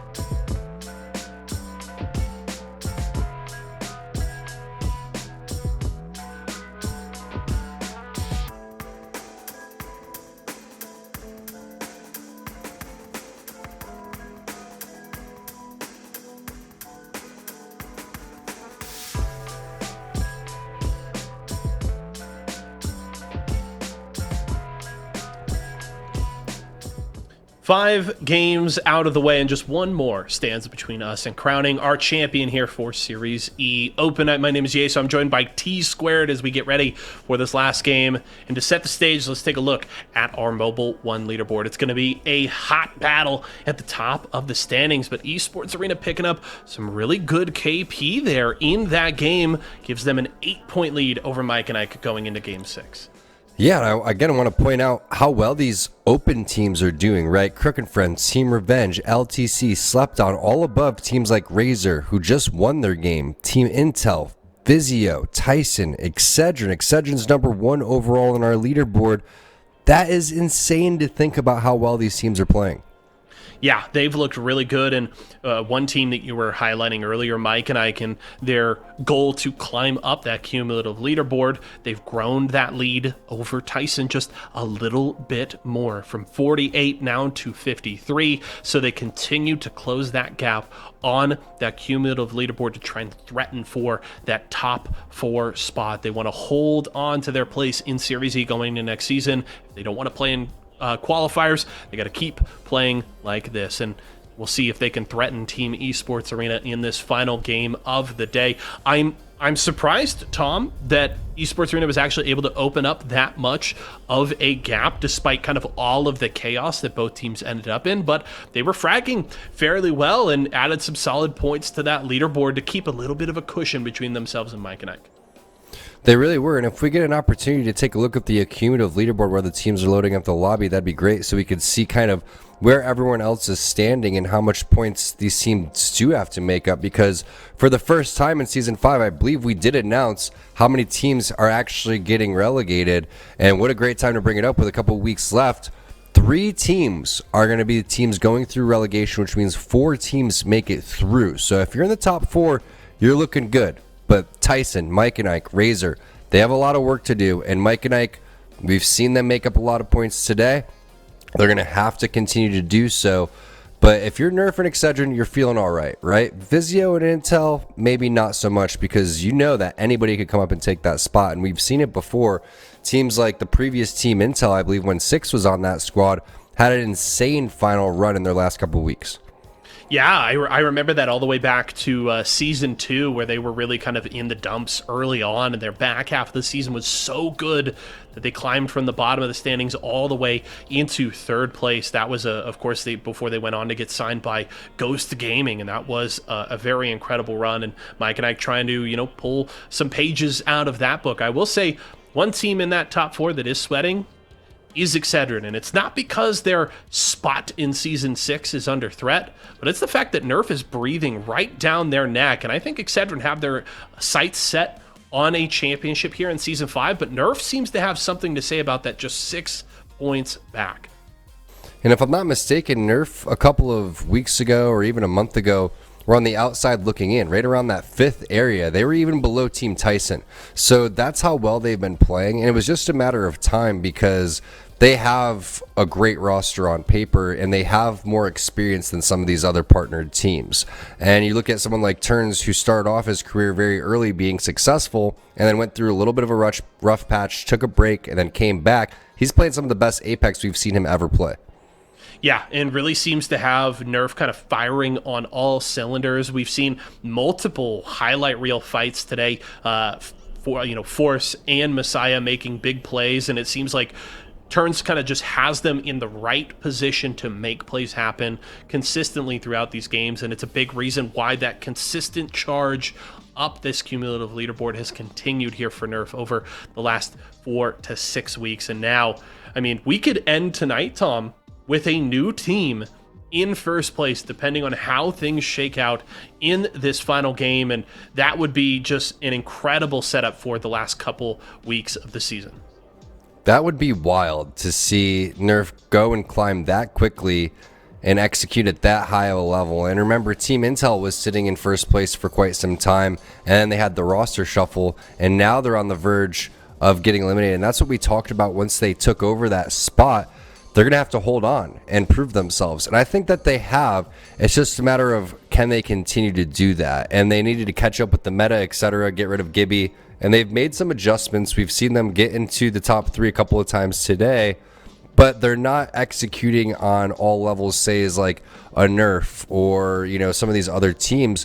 Mainly look at Nerf's third partying, and I think that's what has set them apart, right? There's a lot of things that are going on, but the way that they've been able to execute on these third parties just makes you kind of understand that they understand where the teams are fighting, what the timing needs to be. And it's not easy to run around the map and, risk it for those type of things when there's a zone to worry about. So, you're running away from the zone closes a lot faster than it used to. It's a lot stronger than it used to be. So you have to be ready and prepared to go and do that. And I feel like the teams that have made that adjustment have been rewarded with that one. But the real story, besides all of this, realistically, is Mike and Ike. Because if they've been playing like this the entire time, they'd be looking like they would be the team contesting for first place. And that shows their improvements that they're making, but also what happens when they are put under pressure. And even if they do get relegated, they're in a spot now where they should have the confidence to get back into Series Z. And I love the way MJ is playing. Out of anybody that we've seen today, I feel like he's by far been the MVP for not just his team, but for all of the teams. MJ has definitely been a standout, and Mike and Ike, with 2 wins under their belt and the 63 points that they have so far today going into this final game, have been really impressive. So looking out for more from them. Also, one thing, as I was kind of thinking about us going into these last few weeks of the season and the battles on the leaderboard, this is going to be one of the most exciting runs to the finish of a Series E season that we've ever seen. If you think back to Season 2, it was Pringles with a huge lead going into the end of the season with Pop-Tarts just, a couple hundred points back, and there was just then a big separation from the rest of the pack. Season 3, it was the, former Team Esports Arena, now Optic Gaming, Intel roster, right, with Verholst that had dominated all season long, and they had that championship locked up very early on. Even last season, Vizio came out so strong, never really looked back once they got that lead. But now we're going into the end of the season, and it's like Nerf or Excedrin, even Vizio or Intel, if they can find some really good form here at the end of the season. All 4 of those teams could realistically finish in first place, and I don't think we're going to have a definitive answer until the final week of the season. Yeah, no doubt about it. Not only the race for first, but that race for the bubble to see who gets relegated or not. Like, I like the race for first place, don't get me wrong, But I like the bubble race because it makes it way more intense, man. It's like you're fighting for your life to stay in, and no one wants to go through that relegations again because look at the open teams that are coming in here. We're seeing people actively on Twitter saying like, hey, how do I get in? How do I sign up for Series E? Well, ! Sign up in the chat. That'll show you everything that you need to do, or you can, do some research, look at my Twitter, find out who I'm replying to, and find out who runs this thing. Go right to the source and try to weasel your way in there that way. Yeah, Tom's got some connections. He may have, a little bit of inside info on how things work here at Series E. So, maybe go follow at T-Squared on Twitter. He may have some good info for you there. But we are into the drop ship, everybody. It's our final game of the day as we wrap up 6 games of Open Night Apex Legends action here at Series E. And no surprise, we're on board with Team Razor, our winners from game number 5. We'll have to see if they can keep that rolling here into this final game of the day, and of course what will shake out with those teams at the top of the leaderboard. Esports Arena, Mike and Ike, Nerf, and Crook and friends all in the running to try and finish atop our leaderboard here tonight. I'm going to make a bold call and say that Tyson's going to have their best game of the night. I feel like this is kind of that moment where kind of a low bar.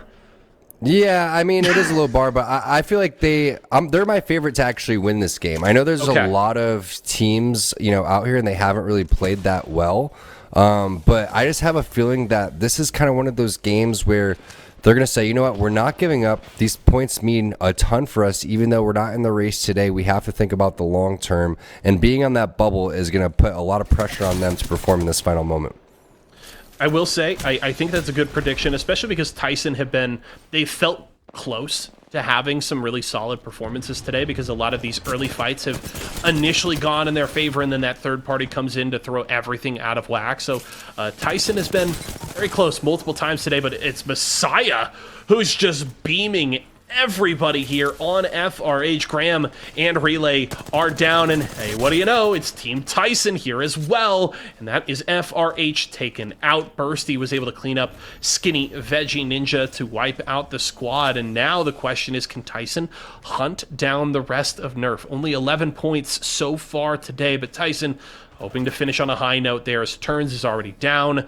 Messiah already pretty hurt here, running for his life to try and escape from this action, and that's going to be Relay finishing off Turns.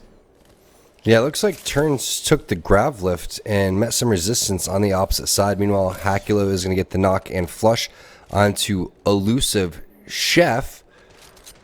And it looks like Excedrin is potentially moving in on a third party onto Tyson. I'm not quite sure if this is its own 3v3 actually, so that's an interesting third party from Tyson that didn't really work out in their favor. That's not going to be Tyson. That's going to be Trev Sachs and his squad taking massive amount of nade damage from the Excedrin squad.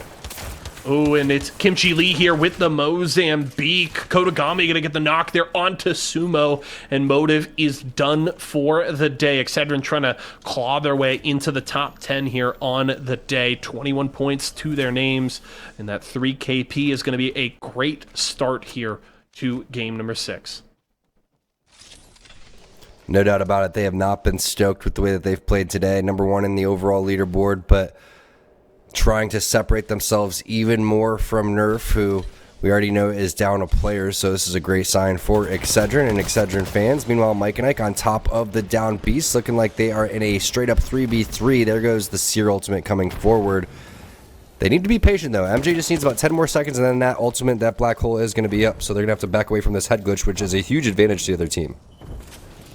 MJ going to be able to get off that battery. Does have the gold hemlock in his hands. Going to get some flesh damage onto one. That's Karma, though, that gets the knock onto Wizard Coin. So the numbers advantage not in favor of Mike and Ike here, though Mar able to trade one back. That R301 doing some good work here. Can MJ get off this bat and try and push in for this fight? El Karma going to get picked up here, slept on.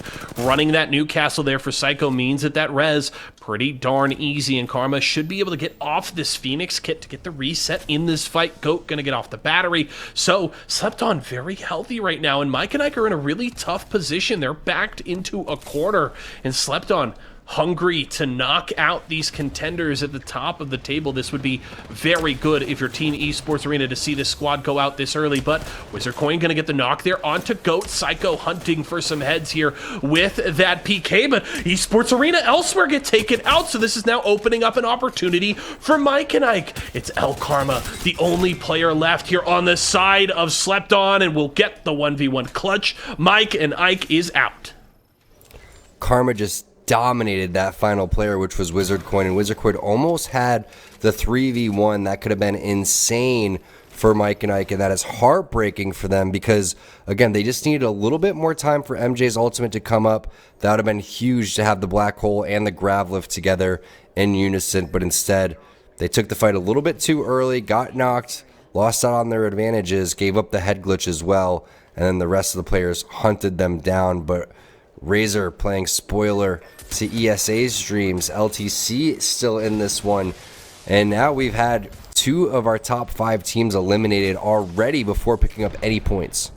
Yeah, and we also know that Nerf took some significant damage early on, lost turns. So the question is where's Nerf right now? Because with Mike and Ike and Esports Arena out, Nerf is now in the best position to threaten for first place here tonight. We'll have to check in with them later as LTC getting in on this fight. Elsewhere, Joey Blackout and the Tyson squad getting things rolling as they get the knock onto Vize. LTC Esports gonna set down that castle wall and continue the retreat here as Tyson, we check in with them. The res coming through with the new castle. Z Davis has arrived and gets taken so low there on the horizon. Just a sliver of health, and that's going to be the knock there for Banshee. But Bursty trading back, knocking down Vize. The longer this new castle survives, the more these reses can come through. The knock shield going to save this player for the time being. Joey Blackout looking to get the peek around there, is going to get the damage on to the purple shields. Steps around with the scout, and that's literally vibing going down. The res will come through for one, but maybe Phase 1 Esports looking for the third party, and they have found it. Luck-based killer going to get some damage. The castle wall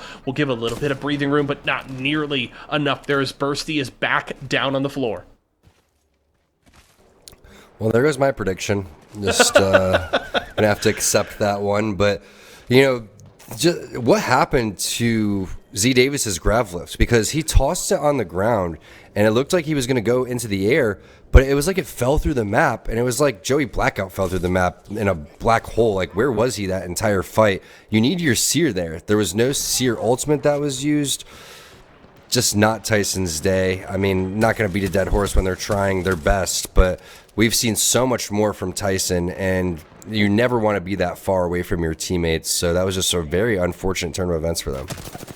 Yep, that fight not going to work out in their favor as Bursty finally finished off by Luck-based killer. We check in here with Excedrin still on the outside looking in terms of the top 10 tonight, but they've got 3 KP to their name, and Kodagami here with that wingman just looking for that peak at the top of this hill. Is going to spot one player out to his right. 41 flesh tagged there with that wingman, and it seems like Excedrin, they want to send it. They know these players outside of the zone are very weak, and can they get some more points on the board here late in the game? It's not a far rotation. They're literally right on the edge of the circle, so they have plenty of time to work with. Also plenty of death boxes behind them to loot up, but they're going to look for these kills. They chase up to the high ground here. They're going to spot this player just down to their south. Shot's not going to land here from Kodagami. A little bit of safety behind that rock will buy some time. Meanwhile, let's check in with Revenge. Yeah, Team Revenge with a fight inside of this building.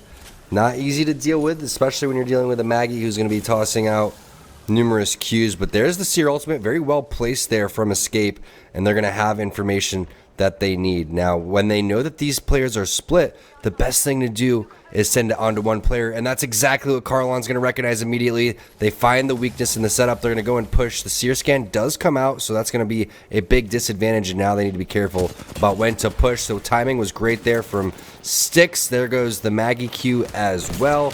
Some wall bounce action. It's not going to prove very useful, though, as 3 Wingman shots are going to go into the back. Blakey gets eliminated by a nade and thirsted by a nade. So some great Kobe's as Razor now goes out in 13th place.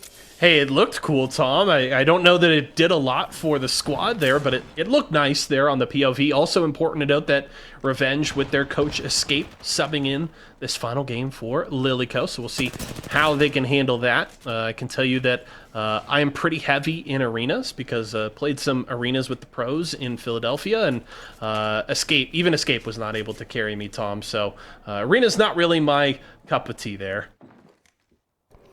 I'm just not that surprised, Jason, to be honest with you. Oh, come on, Tom. Cut me some slack, man. Look, hey, I get it. I'm not a top 25 Halo player of all time. I don't have those skills that can transfer to these other shooters, but, you know, I try, all right? I hop in Zephyr's backpack in our ranked sessions, and I do the best that I can. But let's check in here with Vizio. Enough about my struggles on the ranked ladder. As Blitz is going to peek in through this door, isn't going to land the shots, though has to step away and drop the bubble, but guess what? Sung has already knocked Mr. Hakulo. Crook is down as well, so it's just Urban remaining here for Crook and friends. What can Borton do here? That's Crook and friends all done and dusted, so that's first place, second place, and fourth place all out, but somehow Nerf is still alive. Yeah, they were never able to retrieve Turns' banner, so they're going to have to do this as a duo. And we know that the final games play fairly quickly. There's going to be a lot of action, so Nerf can just kind of lay low in the lobby and let the rest of these teams kind of take themselves out. At the same time, they haven't picked up enough kill points to kind of secure it, even if they were to take first. So they're going to have to find some third parties along the way. Yes, they will here. Nerf just looking to pick up whatever points they can. Hey, 12 placement points gets them really damn close to first place, and it could, I believe it would jump them ahead of Mike and Ike into second. So second, a very real possibility. First place ahead of Esports Arena, going to be a tough ask. The opportunity is there for Nerf. Meanwhile, someone sign us. Barasco already has that red Evo here with 10 squads remaining. That's a pretty good place to be here if you are the Valkyrie here for someone sign us, and that trying to protect this squad, but Barasco gonna spot those little toes peeking out below the Trident here, and he is gonna finally move it out of the way to open up the push here for someone sign us. Watson fences down, gotta slow down this push a little bit, but someone sign us gonna try and take the high ground here and see what kind of angles they can find onto this team. Hold up, they see the Watson generator is down, provides safety from those grenades. It's just going to have to be clean shots here from the side of someone sign us if they want to pry open this position. Yeah, some angles potentially being taken from Barasco here. Fun fact about him, he plays more Kovacs than he actually does Apex. So when you're watching him shoot the toesies right there, we're going to attack that one up into Kovacs, but he gets stuck with an Arc Star from across the map. That's going to do about 80 damage to him. And now the rest of Team Revenge is looking for some revenge over here from this team trying to push. But you can see the situation. They have armor swaps inside. They have fences as well. Unless someone takes massive damage from an automatic weapon, Team Revenge is going to be sitting pretty because above them is most likely to get third party. And you saw the shots flying around. Styx does take the initial damage.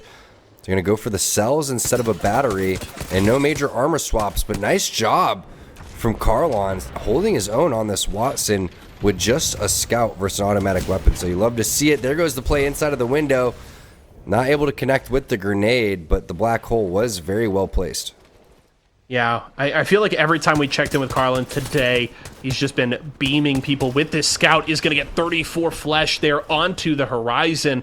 Lots of fights going on elsewhere. Very action-packed point in this final game. 42 to flesh there as Carlin steps forward, but is going to be knocked down. But Styx able to trade back onto one. Barasco getting that knock onto Carlin. Meanwhile, Slept On have arrived here for the third party. That's going to be the drop down with the car there. They're looking for all the KP they can hunt down. The Valkyrie ultimate comes through. A lot of damage there onto the red Evo, but it's not going to be enough. Goat picking up a couple kills. Team Revenge is out. Their day is done. And someone sign us will live to fight another day, but we'll have to see just how much Barasco can get done on their own. That's so tough for Barasco. I mean, the fight was looking good, but the third and fourth parties were coming in. Goat looked so clean in the way that he approached that one. You have one Valkyrie flying in the air, another one using the jetpack, so not easy to kind of keep track of everything, but the movement, the execution, everything was so well done from Goat. Yes, it was. Vizio, if you were watching the kill feed, were in a bit of a scrap with Intel a little bit earlier, and they're finally going to finish off Barasco there as someone Sinus rotates in. Actually, it's Jet that gets credit for that kill, as Intel and Vizio set up very close to each other. 8 squads remaining. 2 of them are Vizio and Intel. I believe Nerf's still alive as well, so the partnered squad's still very much in the mix here in this final game. Thank you, observers. Perfect timing there to check in on what's going on with Nerf, as they're just trying to farm up those Evo shields, as that's going to be the black hole coming through immediately.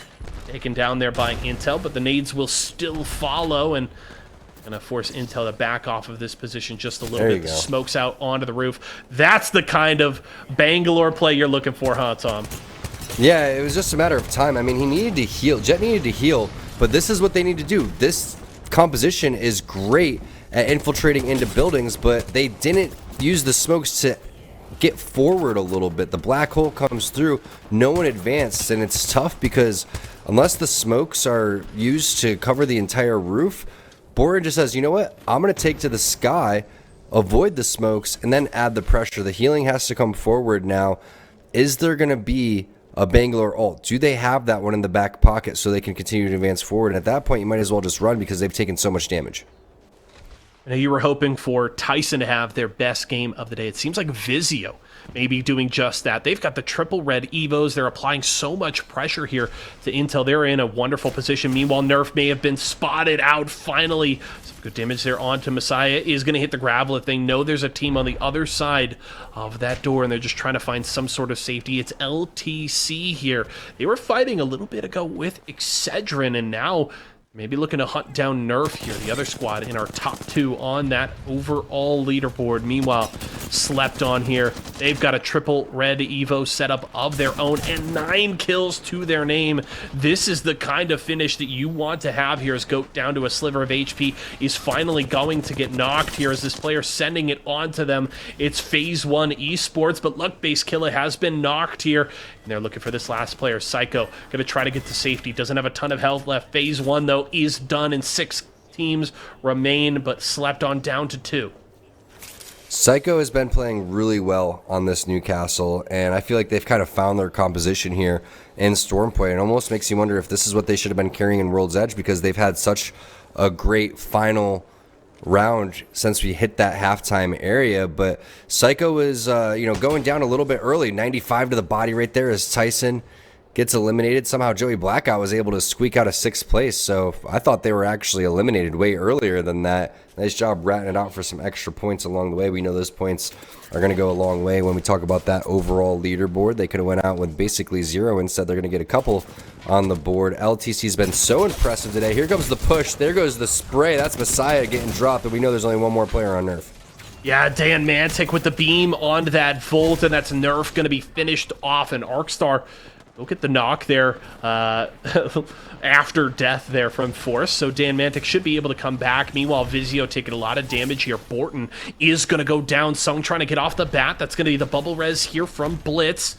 No gold knock shield, though, so Borton going to have to take some time to heal, but Vizio wants to go for the full send here onto Intel. Knock going to come through. Good shots with the PK from Blitz. Looking for more. 100 on the PK there onto Jet, and that's 2 down. Make it 3. Good night, Intel. Vizio absolutely bashed their way into the top 3.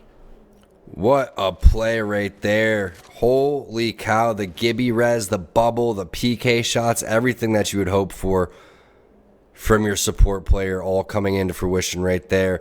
And if I'm not mistaken, Nerf was able to get back up. So I think that's actually no LTC on the opposite side. So we're going to have LTC, Vizio, and Team Slept on. This is going to be one heck of a final circle, but what a fast-paced game. We're moving into round 5. This isn't round 6.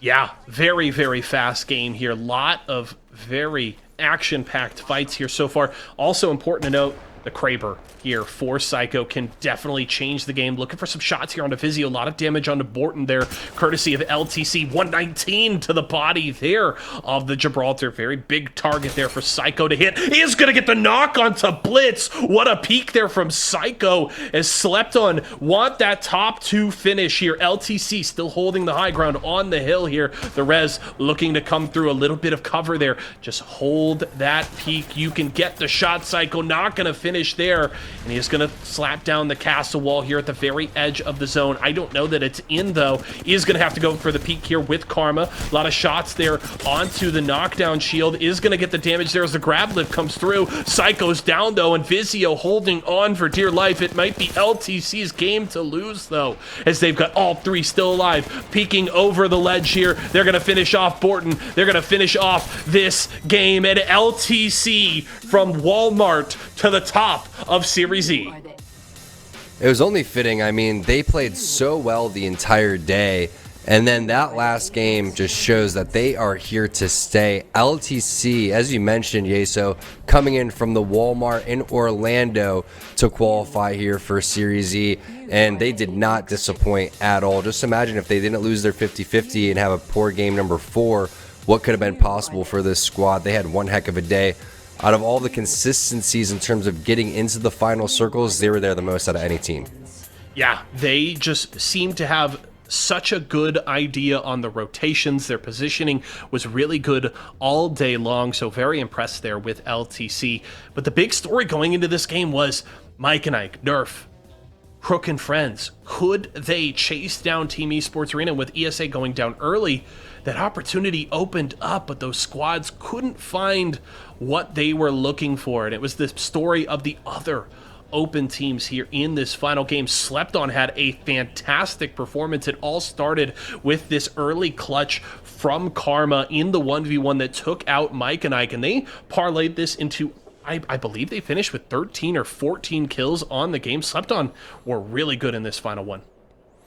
They really were, and you saw an opportunity there to use the knockdown shields to win the final 1v1 there for Wizard Coin, but instead he was shooting the players on the ground instead of focusing on the player ahead of him, and just a tough break there.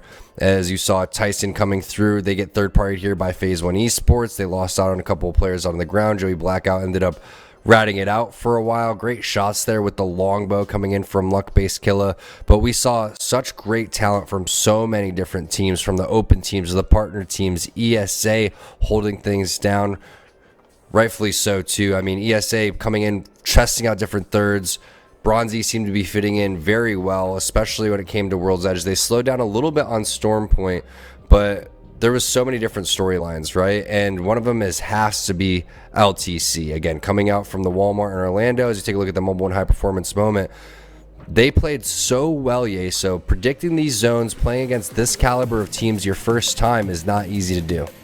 No, I was very impressed, and I just want to see him again, right? Give me more LTC Esports. Come out on another Tuesday night or two here at the end of the season. Come out for qualifiers.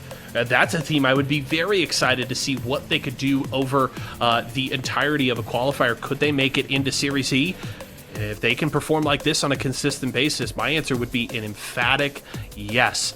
Slept on, though, here, coming in for this push. And impressive what they could do with the two-man. Psycho hitting some of those good Kraber shots here at the end, but it was LTC in the perfect position, moving down from the high ground in this final circle. They clean up LTC, or Slept on, I should say, and they clean up Vizio for the win. What a great win it was, too. The timing was fantastic. We saw the Watson Newcastle being utilized on World's Edge and in Stormpoint. Their zone predictions, the rotations that they had through everything that you hit on before from LTC was impressive. But was that enough to boost their stock to get into the money? I'm not quite sure. It's going to be a very interesting leaderboard. I think it's ready. Production giving us the thumbs up. Let's take a look at our final Mobile One leaderboard for the day. And interestingly enough, nothing changing in the top two, with Esports Arena and Mike and I going out first. Congratulations to Esports Arena, but hats off to LTC Esports. They would have been in fourth place if not for Slept On absolutely fragging out like crazy in this final game. Yeah, and shout out to everyone that competed today. You know, players, teams, individuals, all that, you know, was just so well played, so well rounded. Gives us so much hope for the rest of the season for Season 5 and for Season 6 for Series E. The qualifiers are going to be absolutely insane. And again, if you guys are looking for two things, exclamation point locations in the chat to find out the Series E, or excuse me, the esports arenas near you at your Walmart locations, and then exclamation point sign up if you want to get involved in the open night. I hope we get to see more of these squads continue to come out, getting a look at Revenge here. They were impressive. Of course, we've talked a ton about LTC, Slept On, Someone Sign Us, all of these squads. So much fun to continue to follow their journeys here. And as you mentioned, leading into those qualifiers, it's only going to make things a whole hell of a lot more fun. Tom, it was a pleasure. It's always fun to get to come and hang out with you. Any final words for the people before we head out for the day? Shout out again to all the players, the teams, everyone that watched, the chat room. Shout out to all of our partners, the production crew, everyone that works on the game over at EA and Respawn. Yeso, I think this was our first full cast together, so we finally didn't get jinxed. Yes, we finally got it. The servers blessed us with a full slate of 6 games. I have to say, an absolute pleasure, Tom, and to everybody that you mentioned as well. Thank you so much to everybody who allows us to do what we do here.